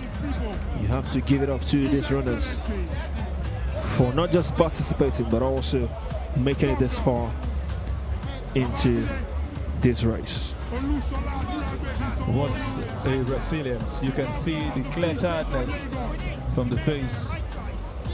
You can see that she just wants to make sure that she completes this race. You cannot go this far and drop down. That spirit of John Stephen Aquari has got to be in you, and that's what she's doing. She deserves every accolade she gets. She deserves all the support she gets. And this is what it takes to make it happen. What a joy to have athletes like this right here at the Access Bank Lagos City Marathon, the 10th edition. I would have just hoped that I could also do this, but if I can't, well, who am I not to celebrate a lady who has gotten closer to the finish line?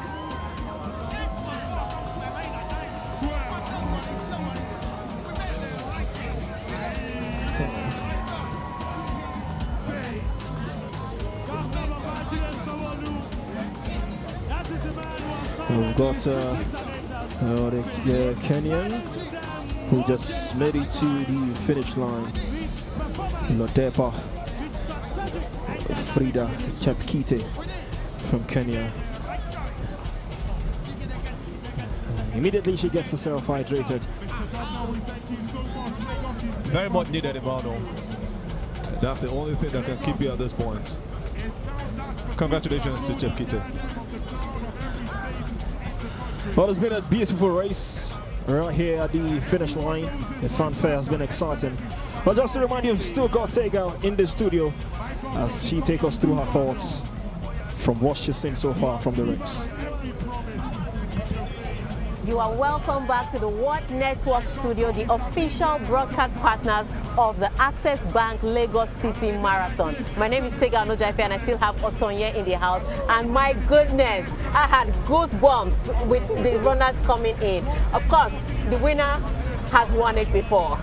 In 2023, it was amazing to see another win, him win it again. But let's talk about the race so far. The time was good this year, wasn't it? It was good, considering the weather. It was good. We consider that it was good. I think he did.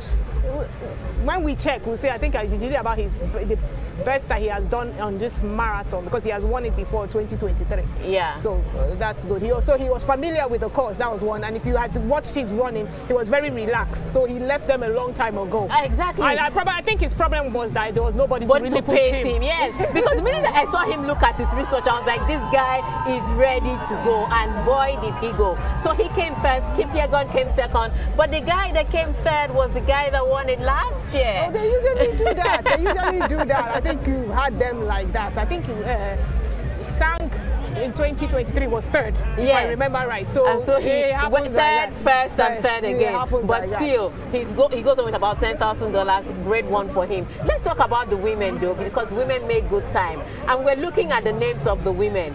These women have dominated in this race. Yeah, it's like the same. They look like they're in the same family, but yes, the women tend to be more competitive. If you have also seen the World Marathon, the women have been breaking their record. You could say is the super shoes. Could be shoes. It could be the shoes, but the weather here is not something that is when she won and she cut the ribbon. My goodness, Herpa, amazing. She was close to Guta, who came in second. Unfortunately, she was able to leave Guta behind. Guta has won it before and also finished as runner-up. Same with her. So both women have dominated. But we can't talk about we can't talk about these people. This was Kibet when he cut the ribbon for the men. So, but we can't talk about all these winners without talking about the Nigerians, the homeboys, our constituency. Oh yes, no, I'm very happy. We're talking about something that he didn't just win, but he also finished in top 8. And so that means he's going to win double prizes. Yes, explain that to me. The thing is that the Nigerian runners have the chance to win double prize. So we have the elite prize, which is in dollars, and we have the Nigerian prize, which is in naira. So if you come first top 8, you get the elite prize. But if in that top 8 you're also the first Nigerian, so you get the elite prize and the Nigerian. So he came first for the Nigerian. I think he was 8th on the elite. So he's getting double. His family is happy. No, his family will be happy. He's getting double portion. He's getting the elite prize, which is about $4,000. Yes, $4,000. Yeah, about $4,000, and then he's getting paid in local currency, 2 million naira for being the first Nigerian to cross the line. He's the first male Nigerian, because the female has done it before. So this is the first male Nigerian. So now you see, we were first, but now we're on equal level. So all right. So that is so amazing. But first of all, I want to take this opportunity to thank all our sponsors, Access Bank. We want to thank Rob. We want to thank Salon Paz. We want to thank 7up. We want to thank Kia. We want to thank Airtel. We want to thank Rexona and Unilever. We want to thank all these amazing sponsors because they're the ones that put together this race that we are all enjoying. We also saw the governor of Lagos State run and complete his own race at the finish line. Now, the governor of Lagos State is obviously fit because he started running from the gate. I cannot even run from the roundabout. So he started coming in from the gate. It was great to see. Lagos State has done so well. They provided the security, they provided the infrastructure. They've built a city that is now based on tourism, starting from 30 December all the way up to the Access Bank Lagos City Marathon. Lagos State has really been fantastic in supporting entertainment and sports, and the governor proved his support by competing in the race, albeit just around the area. He didn't compete in 42 kilometers, but he was able to complete the race. So thank you, Lagos State, for everything that you have done for us. So what have you enjoyed about the race so far? 2 hours 14 seconds. You see, before the track and field athletes, the long distance used to be like too long, and then I started running. You see, it's like a click, it's like a drug for people. When you start, you can't stop because your body feels the benefit, especially your brain feels the capacity. So you can't stop. So for me, and then Lagos Marathon, it's a flat course, which is good, but it's also challenging because of things like the weather and then the Third Mainland Bridge. So it makes it hard. But 2 hours, 14 minutes and 16 seconds, not a bad time. That's not the official time. Yeah, it's unofficial. Unofficial time. The official time we'll hear, but the unofficial time, 2 hours, 14 minutes and 16 seconds. Now let's look at the prize money, because when you run for 2 hours, you have to be running for a good cause. So, first prize. So, Kibet is going to go home with the first prize, and that's it, $50,000. Second position, $20,000. Third position, $15,000. But that's not all. Fourth position still gets to go home with $12,000. Fifth goes home with 10. Sixth goes home with 8. Seventh goes home with 6. And the eighth position, which is where Gyang, the first Nigerian, finished, and he's going to get that $4,000 for finishing in the 8th position, and then he's going to get this prize money for finishing as the first Nigerian to cross the line. So let's look at the prize money for Nigeria. First position, 2 million naira, and so Gyang is going home with $4,000 and 2 million naira. Only him, tithe and offering. All right, we go to second position, 1.5 million, and then third position goes home with 1 million. We get paid as a Nigerian that completed the race all the way to the 10th position. At that point in time, I think this is a lot of money, the Nigerian prize money from the Access Bank Lagos City Marathon 2025, 42 kilometers. Do you think with this time we can now start pushing for that platinum? Are we close? Are we getting close to that platinum medal? Under 210, so it's doable. It's because doable. We've done 210, so we just have to do under the course record is 210.23. So we just have to put it's doable. It's doable. It's a challenge, which for me I like. Yeah, I like the challenge because it can, like I said, the Summer Olympics is in the summer. It's hot. Yeah, and they've done that thing before. They've done it before. So it's inviting, and now the trick is you now have to invite, because the platinum athletes, we will invite platinum A-list athletes. Yes, and they can break that. And I even think that Kibet could have broken that if he were pushed. Because he just, he kept pacing himself and looking at his time. You could tell that he had something left in the gas tank up until he came here. So, like I said, that was the unofficial time. We do not know the official time yet, but fantastic it has been so far. I've had goosebumps just seeing the athletes come through and enjoy the race. This has been brilliant. 10 years running. See, 10 years. We don't carry last. And if you realize something, and it's 10 years consecutively.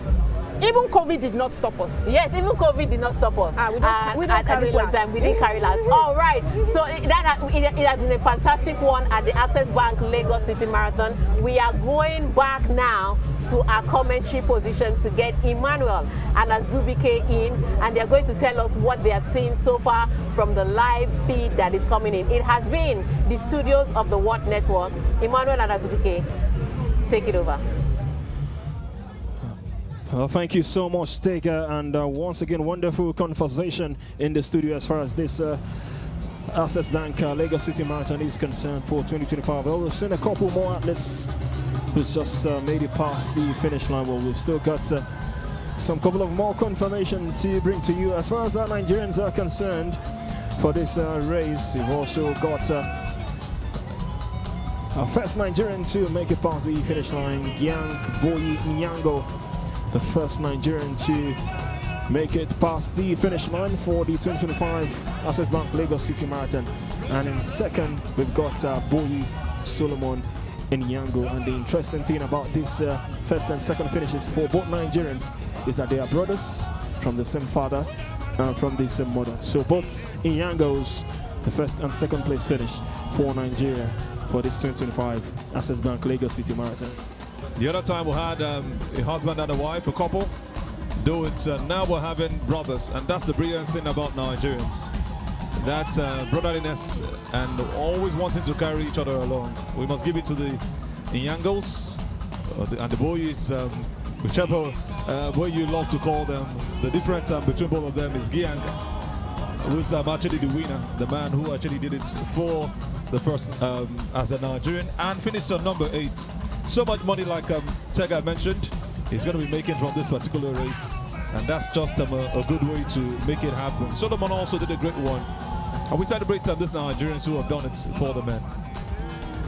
Well, one beautiful thing about this race is, well, not all athletes out in quote now race till the end. We saw some just walking. Also, part of, maybe keeping themselves fit, exercising their bodies, because it also takes a lot. It's not easy to also walk from the start point down to the finish point here. So it's something lovely to see as well. This, I don't want to call them athletes, but also participating in this marathon so far. I'll still leave them at athletes, Emmanuel. Doing this for almost 3 hours is no joke. Some have still been running for 3 hours. Some are still looking to come in. That perseverance, that John Aquarius spirit is still just in them, and that's what I really appreciate from the athletes who have participated in this Access Bank Lagos City Marathon race, the 10th edition, with that gold label. We're still hoping to get that platinum label. It's going to be a tough one, but beautiful for every athlete who have participated.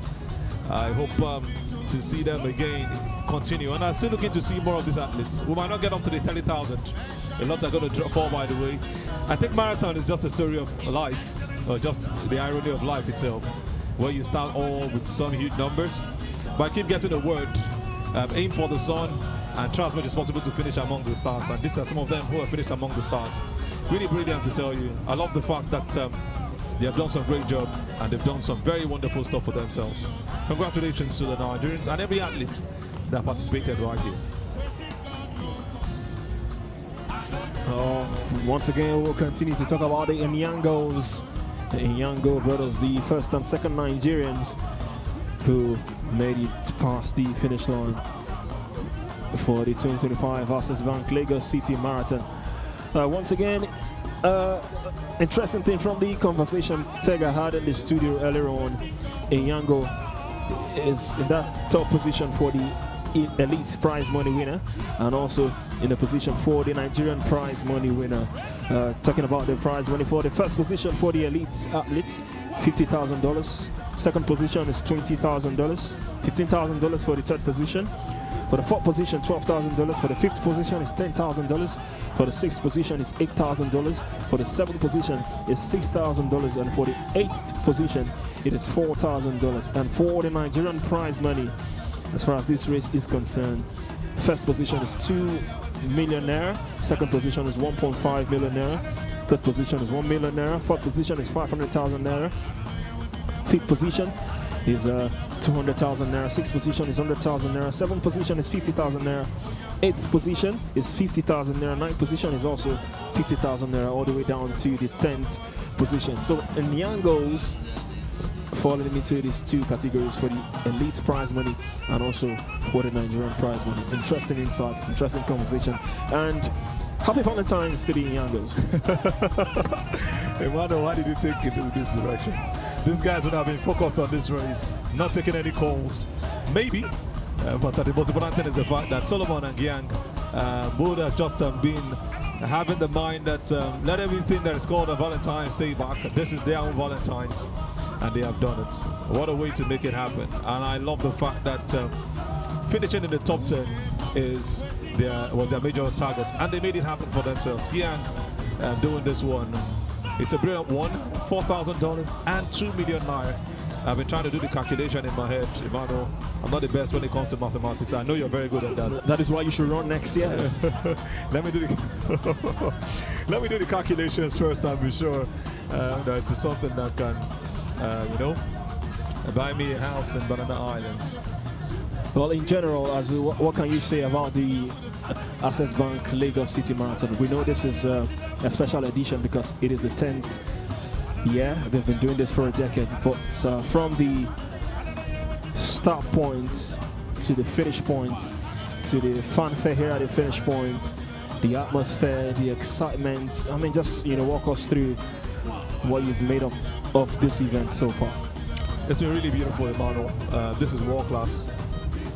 And all of these things are also added, not just breaking the records as far as races are concerned or reaching that 2-hour mark.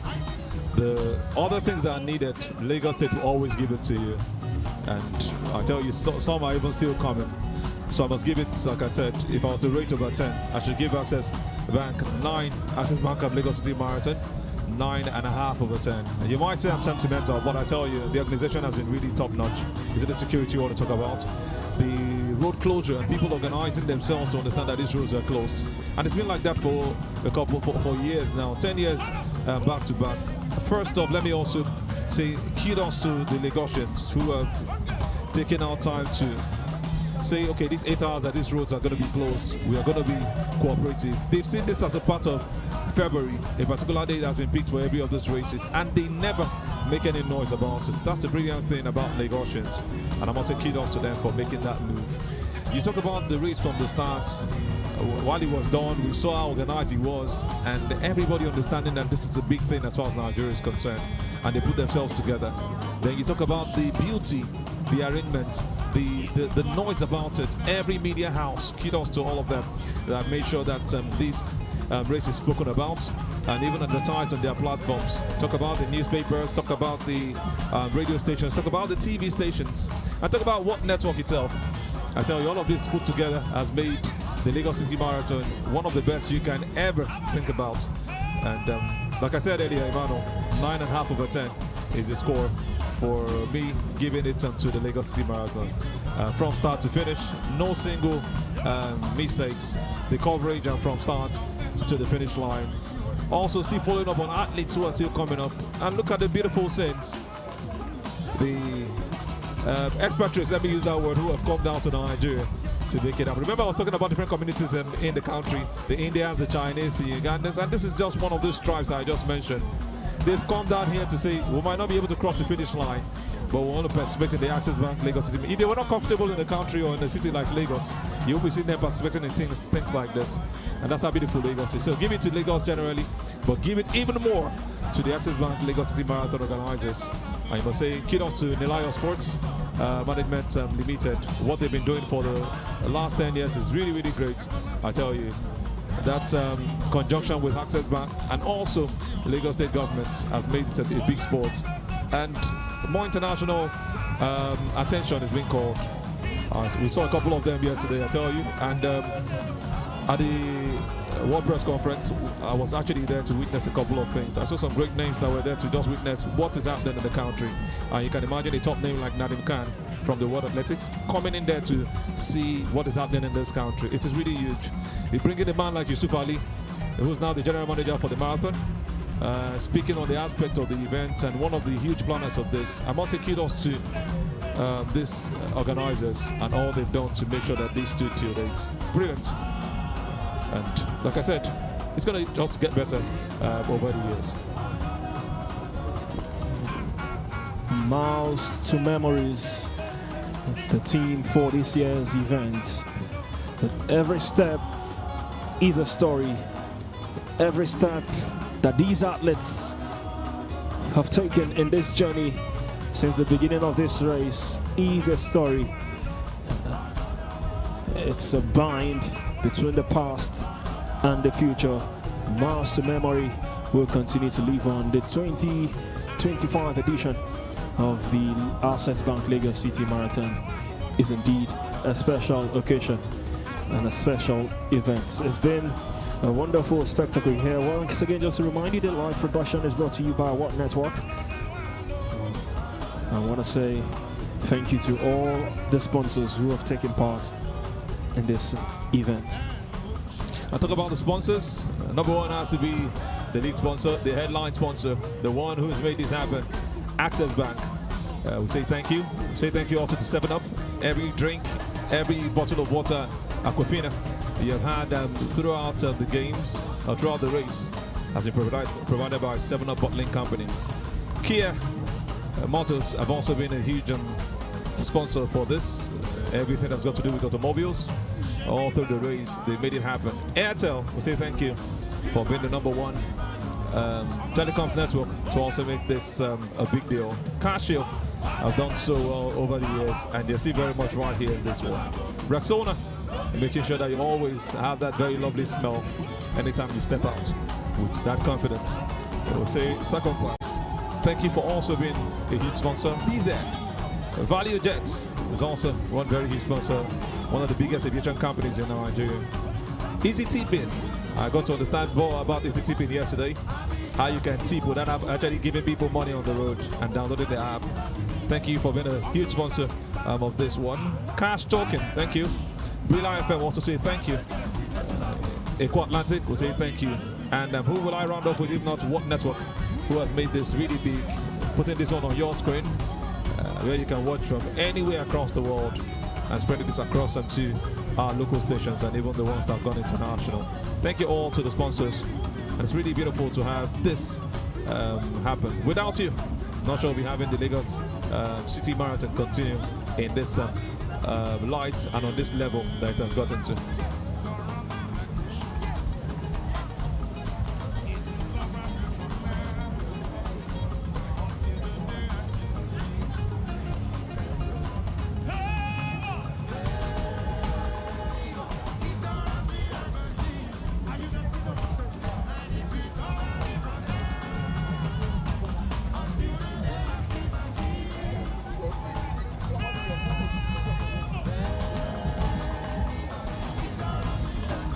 It's a beautiful scene. We just have the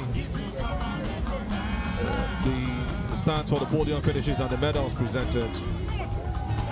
So we wait for that. Even athletes are still crossing the line. Don't forget, it's the 10th edition of the Gold Level Access Bank Lagos City Marathon.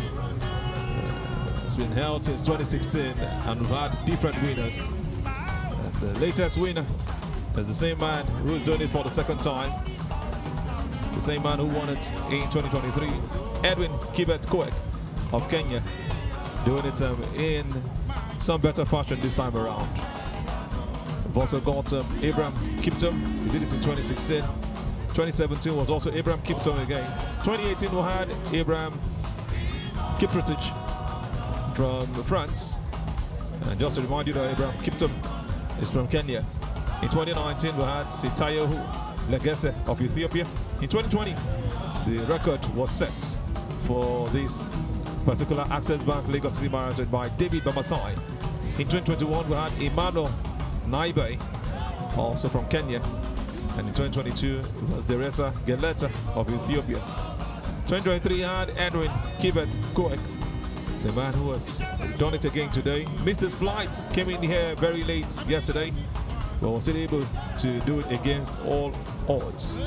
Bernard Sang did it in 2024, that was last year, and now he's finished second and leaving it to the latest winner, Edwin Kibet Koech from Kenya. For the women, from 2016 we had Alima Hassan from Ethiopia. In 2017 we had Rhoda Jebkori. In 2018 it was Amenes Hepa. In 2019 it was Meseret Dinke. In 2020 we had Sharon Cherub. 2021 gave us a new winner in Meseret Dinke, the same lady who did it in 2019. And in 2022 it was Siranesh Yaga from Ethiopia. 2023 had Amenes Hepa of Ethiopia. And in 2024 we had Kebene Chala, also of Ethiopia. We've got a new winner in 2025. The same lady who did it in 2023 has done it again. So it looks like a repeat of 2023 for 2025. I must say kudos to that beautiful lady, Amenes Hepa, doing it again. And even in better time, 2 hours, 36 minutes. She did it this time around in 2023. She did it in 2025 again, just in better time. So kudos to the Ethiopians dominating the women's event, and kudos to the Kenyans dominating the men's event. What a way to make it happen. And I tell you again that the course record was set in 2020 for both male and female. For female, it was Sharon Cherub of Kenya. She did it in 2 hours, 21 minutes and 40 seconds. And for the men, it was David Bamasai rather, as I mentioned earlier. He did it in 2020 for Kenya with 2 hours, 10 minutes and 23 seconds. A course record that was set by 2 top athletes. The Nigerians are also not left out. We had the husband and wife doing it for the best times earlier on. And now we have 2 brothers doing it also from Nigeria. What a way to make it happen. The best of it for these top athletes, for themselves. What a way to see that Nigerians are also not giving up. That man Giang finished on number 8, winning $2,000 or $4,000 and also 2 million naira for finish as an elite athlete and also as the first Nigerian to cross the finish line. Giang Boy Nyango, his brother, came second. Boy Solomon Nyango. What a way to see these top athletes do it for themselves. 2 brothers who must have done a lot back there most likely in Jos. Gone through those mountains, those hills, gone through the high altitude and making sure that the results come their way. Kudos to every athlete who has performed right here, as we still see some of them going all the way to make it happen.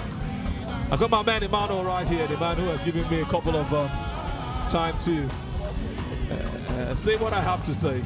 And I know he's got a lot of stuff for you at this point. Emmanuel, thank you so much, sir.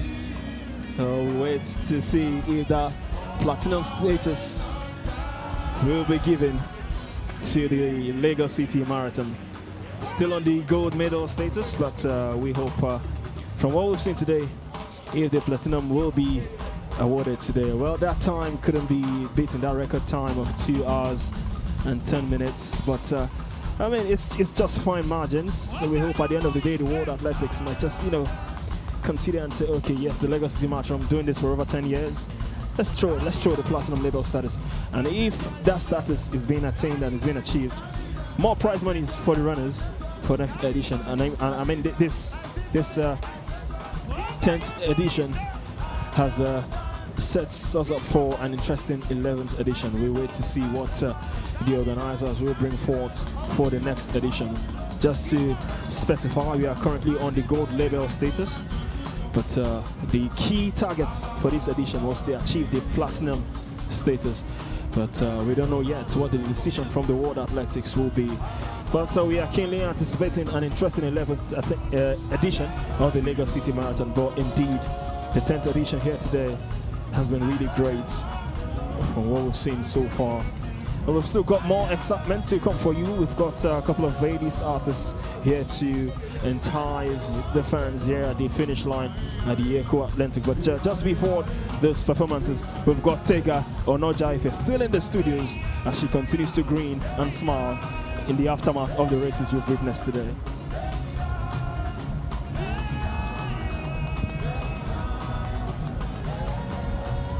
And we are back at the What Network studio of the Access Bank Lagos City Marathon. My name is Tega Onojaife, and I still have Otoye in the house, and it has been such an amazing time at the marathon. And it's great to have Otoye in the house because she's a runner.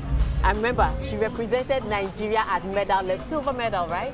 Well, that was for triple jump. Yeah, then one of the professional athletes. But now I'm a fitness runner. I actually went for the world, the first world road racing championship. So it does 1 mile, 5 kilometers, and the half marathon. So I did the half marathon.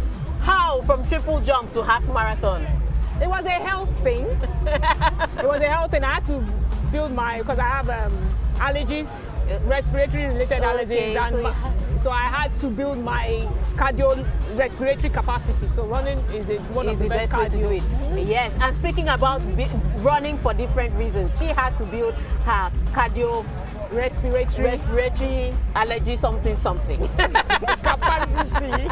But there are people that are coming in from the 10 kilometers race that are running for all sorts of reasons. Some are running, some are walking, some are riding their bikes. Some are networking. Some are networking, yes, we network while we are walking. Some are workaholics. Some are already workaholics. They're just walking for a reason. And so we have the 10-kilometer race, and that is the one used to incorporate the community, the fitness community, to promote fitness and health in the society. Like I said, Lagos is pushing itself to become the capital for entertainment and sports around the world. And fitness, healthy living, all of that is part of the entertainment. And the 10 kilometers walk is amazing. But it's been fantastic so far. But let's talk about these 10 kilometers that people are hustling for medals for. They started at 9:30. How long does it take them to? So what's the story behind that? How long does it take them to complete? So for an elite runner, I would say about 20-something minutes. Oh, that's for me, I usually do it in like 50-something minutes. I'm a fitness runner. There's a difference. Then for everybody else, it'll be about an hour, give or take an hour ahead. Yes. So everybody has different levels. Different levels. Yes. So in about 20-something minutes, we'll start seeing the athletes coming. The men coming in before the women start coming in. Early 20s for the men, late 20s probably for the women, or late 20s, the early 30s for the women. Okay, all right. So that's a 10-kilometer walk. Fantastic. We are waiting to see those people coming in. Like I said, different reasons. Just to go over the reminder, the race has already been won. The unofficial time, 2:14:16. Unofficial time. We'll get the official time later. And again, this race was won by a Kenyan, Kibet. A Kenyan came second, Kipyegon, and a Kenyan came third, Bernard Sang. Bernard Sang also is defending champion for last year. He's no longer defending again. Well, because he was the defending champion. He was the defending champion from last year. That's on the men's side. On the women's side, We have Alamenesh Guta who came second, and we have Hepa who came first. And so we wait to see how all of this pans out. All of those ones from Ethiopia. Again, on the women's side, the Ethiopians dominate. On the women's side, on the men's side, the Kenyans dominate. And we've talked about the prize money, $50,000 for both men and women. Gender equality ticked. All right, and then second prize is $20,000, and third prize is $10,000. There's money, $15,000. Sorry, yes. There's money all the way down to the 8th position on the elite runner side, and the 8th position this year on the men's side is a Nigerian. So he won $4,000 on the elite side, and he won 2 million naira, being the first Nigerian to cross the ribbon. So he won both sides. Nigerians winning everywhere. And we heard earlier from the chairman of the National Sports Commission, where Shehu Diko said that they're going to open training centers in Jos, and they're going to open training centers in Taraba. And you know that those weather conditions are conducive for long distance running. So as a country that has built 10 years of the Access Bank Lagos City Marathon, it is great to see that there is plan for continuity, and they're even going to secondary schools to get amateur athletes to train them particularly for these long distance races, and hopefully we'll be able to dominate in Nigeria and even start winning at the elite level. Also, just to run through, we are pushing for the platinum label at the Access Bank Lagos City Marathon.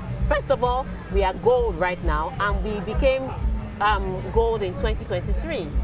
Around about that time. So but also we were the fastest race to go to silver label. Yeah, it was I think it was 4 years. 4 years. Fastest race to go to silver level. And then we went on to gold.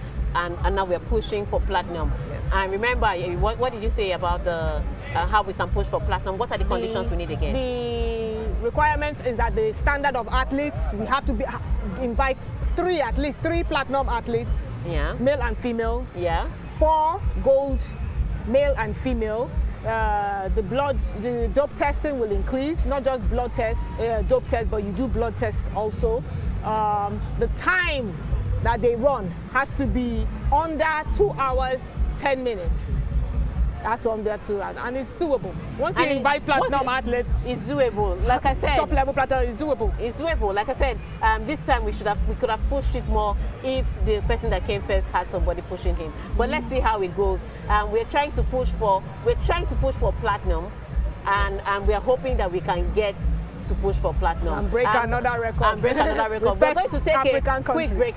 We're going to take a quick break now, and when we come back, we'll take a quick break, and when we come back, we'll be talking to our commentators, right? Should we take that quick break? Oh, let's touch on one more thing. I was going to talk about what we have in Jos.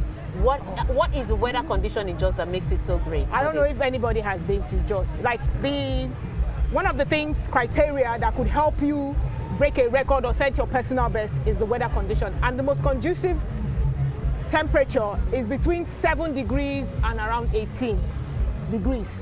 If you go to Jos, anybody that has been to Jos will know it can go down to like 8. Whoa!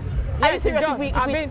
So if we have a camp there, and we know that Giang, all the Nigerian runners we have winning are from that area. Yeah, the first Nigerian Giang, and his brother, apparently his brother came second. It's a family, it seems to be a family business. It's a family business. Yeah, brother-in-law, the wife. Everybody, they're kind of related, intertwined. Yes. Yeah, because his wife is Deborah Palm, who also won last year, and I think she has the course record, the fastest time. She has won it multiple times. So it's a family business. His brother came second, so there's 3.5 million naira going to that family just from the 2025 Lagos City Marathon alone. So yes, like you said, that part of the country may just be the right conducive part. And we might not have even discovered the fastest person. Not everybody can travel to Lagos and compete for the Lagos City Marathon. Exactly, because but if you bring it home, they can just jog from their houses. So all the Kenyans in Nigeria will just meet in one place, and we will do, when just say $50 or even $10,000, you will see the runners. Then you will know that we have more runners. Okay, Thank you. so far we have spoken about the Nigerians. The first and second runner-up came in 2 million naira for the first Nigerian, 1.5 million naira for the second Nigerian, and like I told you, the two Nigerians that came in, brothers, and the family has gone away with 3.5 million naira. All right, so thank you so much, Otonye. It has been, Otonye Iworima is just an amazing Nigerian, but thank you so much for sitting with us, and thank you so much for coming into the studio, and thank you for your expertise, because we needed all that knowledge. Thank you. Sports is what I do. Sports is your life, yes. All right, let's go back to the crowd now. We have been talking a lot about the people participating. Let's talk about the crowd that is here, the turnout of the crowd. First of all, there were 30,000 runners, but let's look at the crowd that has come out, the people that were in their houses, the people that were trying to participate. This is the crowd that has shown up. So I want to say this, the support is massive. We have been able to get the community, we have been able to get the times to get the crowd here. So it's amazing to see this kind of turnout. Lagos State is doing great work to improve the tourism and improve sports and fitness in the state. You can see that people are buying into it. They are trying to get into the stadium. There's still going to be an after concert after this. So we are waiting for the after concert, but first of all, we are going to focus on the fitness and the crowd that has turned out today. Everywhere there is support, everywhere is full, and it's young people looking to be healthy, looking to be fit, looking to just continue participating.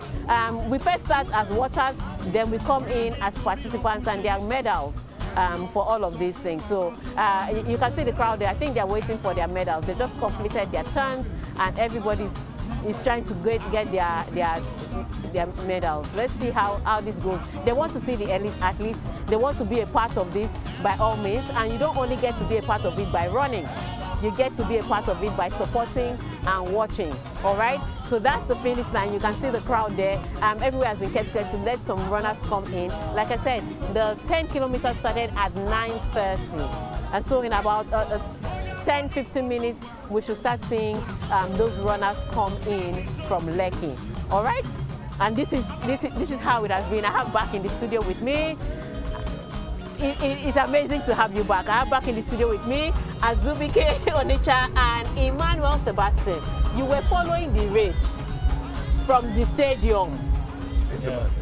You were following the race, and you were on point. With every step, you had a word for every step. Your commentary has been amazing and fantastic. But let me take you away from your commentary, and not like as a commentator, but as an observer. How did you see this race from start to finish? Well, it was really competitive. I loved every bit of it from the start to the finish. You know, this is a marathon race. Like I said on commentary, like I said to us, don't be who first score police in weekends. When the race begins, you see the initial graph from each of the athletes. As the race keeps on going, different checkpoints, different points, then you start to see the real marathon runners showing their real ability in this kind of race, in these long distance races, because running a marathon is different from the normal race where you just run all through. There are different techniques at every stage. Do you want to start with a fast pace? Do you want to take it slow so you maintain your energy down to the very end? Obviously, like we predicted at the initial stages, the Kenyans once again showing their techniques in this race. So it was wonderful from the start to the very finish. At some point we saw a leading pack of 5 athletes together, but approaching the finish line at the Salvation was a one-man business. Exactly. Everybody by himself. We start seeing the clear picture of who is going to win the race. So it was really so the judgment came through. At some point, speaking of that, Azubike, at some point it was Kibet that was 5th. And Bernard Sang had overtaken the Pacers and all. And next thing we knew, it was Kibet that came, and the second person that came in was far behind. What story does that tell? he said something. I wouldn't want to repeat his statement, but the beautiful thing is the fact that there is something called consistency and perseverance. I think that's what Koech showed in this particular one. Almost the same time he did the last time when he won it in 2023. It was a fantastic race he did in 2023. This time around, just about 6-7 seconds between what he ran in 2023 and what he ran now. Let me now also let you know that he missed his flight, had to get into Nigeria late. Yeah. So he came in at night. Very late in at the morning. As I went, we're trying to just, yeah. So I think we slept at the same time, maybe 10, 11. And look at what he's been able to do. If he slept at all. If he slept at all, exactly. All right, so look at the consistency. Look at the consistency. Let's just run through the official results that have come in so far. Because like you heard, Kibet came in at night. He missed his flight and came in late at night and early hours of this morning without any rest. He was able to win the race. So let's look at the result. This is the result. Kibet Koech, he was the 2023 winner, and he came first this year again. Also, Nehemiah Kipyegon came second, and then Bernard Sang, who won last year, former defending champion, now finished third. And this is just amazing to see them. This is the second time he's finishing third, yeah? He won it last year. Yeah, he won it in 2024, but he was third in 2023. So maybe we'll win next time. So maybe we'll win next time again. But the man in the middle, I think it drew my attention. I went to make some research. I found out he did it in Munich.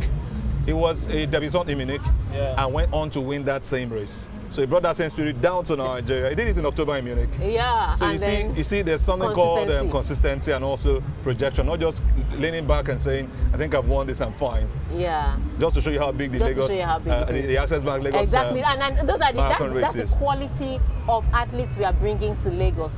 Kipyegon had won in Munich, came back to Nigeria to run here, and we are pushing for platinum. So just know that these are the quality, the elite athletes we are bringing in. Let's look at the women's part now, because let's see the women winners, because that was interesting to watch. At some point in time, it was 3 of them, and then it became 1.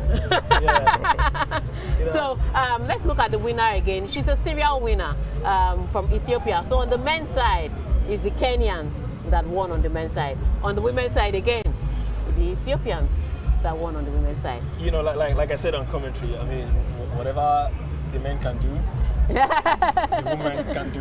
Whatever the Kenyan men can do. What the Kenyan man can do, the Ethiopian woman can do better. So, you know, the Kenyans dominated the male aspect, and the Ethiopians dominated the female category. It was really competitive, like I said earlier on. So at some point we saw, I think for large parts of the race, there were 3 Ethiopians, compatriots, together in the race. And at some point when we got closer to the finish line, I think it was Hereka who, you know, started, you know, separating herself from the other lady parts as well. So, you know, these Ethiopians also are long distance runners, not just the Kenyans now, just all over the world and all over the globe. They know how to, you know, participate in these long distance races. You know, the Kenyans, the Ethiopians, the Ugandans. I mean, when you talk about top 2-3 countries who know how to go through these long distance races, they are the Kenyans and the Ethiopians. So, you know, it's good that we don't want to see one country dominating all categories, the men and the women. So I just love the fact that while the Kenyans took all the top 3 for the males, I love the fact that the women are the Ethiopians. Let's talk about the Nigerians though. Oh, the brothers. The brothers. They came here and swabbed 3.5 million naira, just like that, in a few hours. You understand? They started, and you know the beautiful thing, finishing 8th, Giang, doing $4,000 and also 2 million naira. Yes. I would like to meet him before I leave this. You want to collect your percentage? No, of the okay, you just want to congratulate. No, we just shake hands. All right. It's been so amazing. It's been so amazing. We are not collecting from anybody. They all earned their findings. So we want to say thank you to Azubike and Emmanuel. You've done a fantastic job. It was amazing commentary, and it has been amazing commentary from the Access Bank Lagos City Marathon. An amazing time. Again, the Kenyans won on the men's side and the Ethiopians won on the women's side. And of course, the Nigerians weren't left out, winning on 2 ends, both as an elite athlete and the first Nigerian to cross the line. On that note, we want to say thank you so much to all our sponsors. Thank you to all our stations, NTA, AIT, Silverbird Television, LTV, and Better Sports, for taking this around the world. And thank you for staying tuned to watch us at the 10th Access Bank Lagos City Marathon. My name is Tega Anojaife, and I have been your host on this broadcast.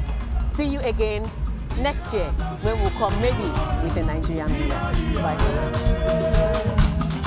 Let it flow, let it flow.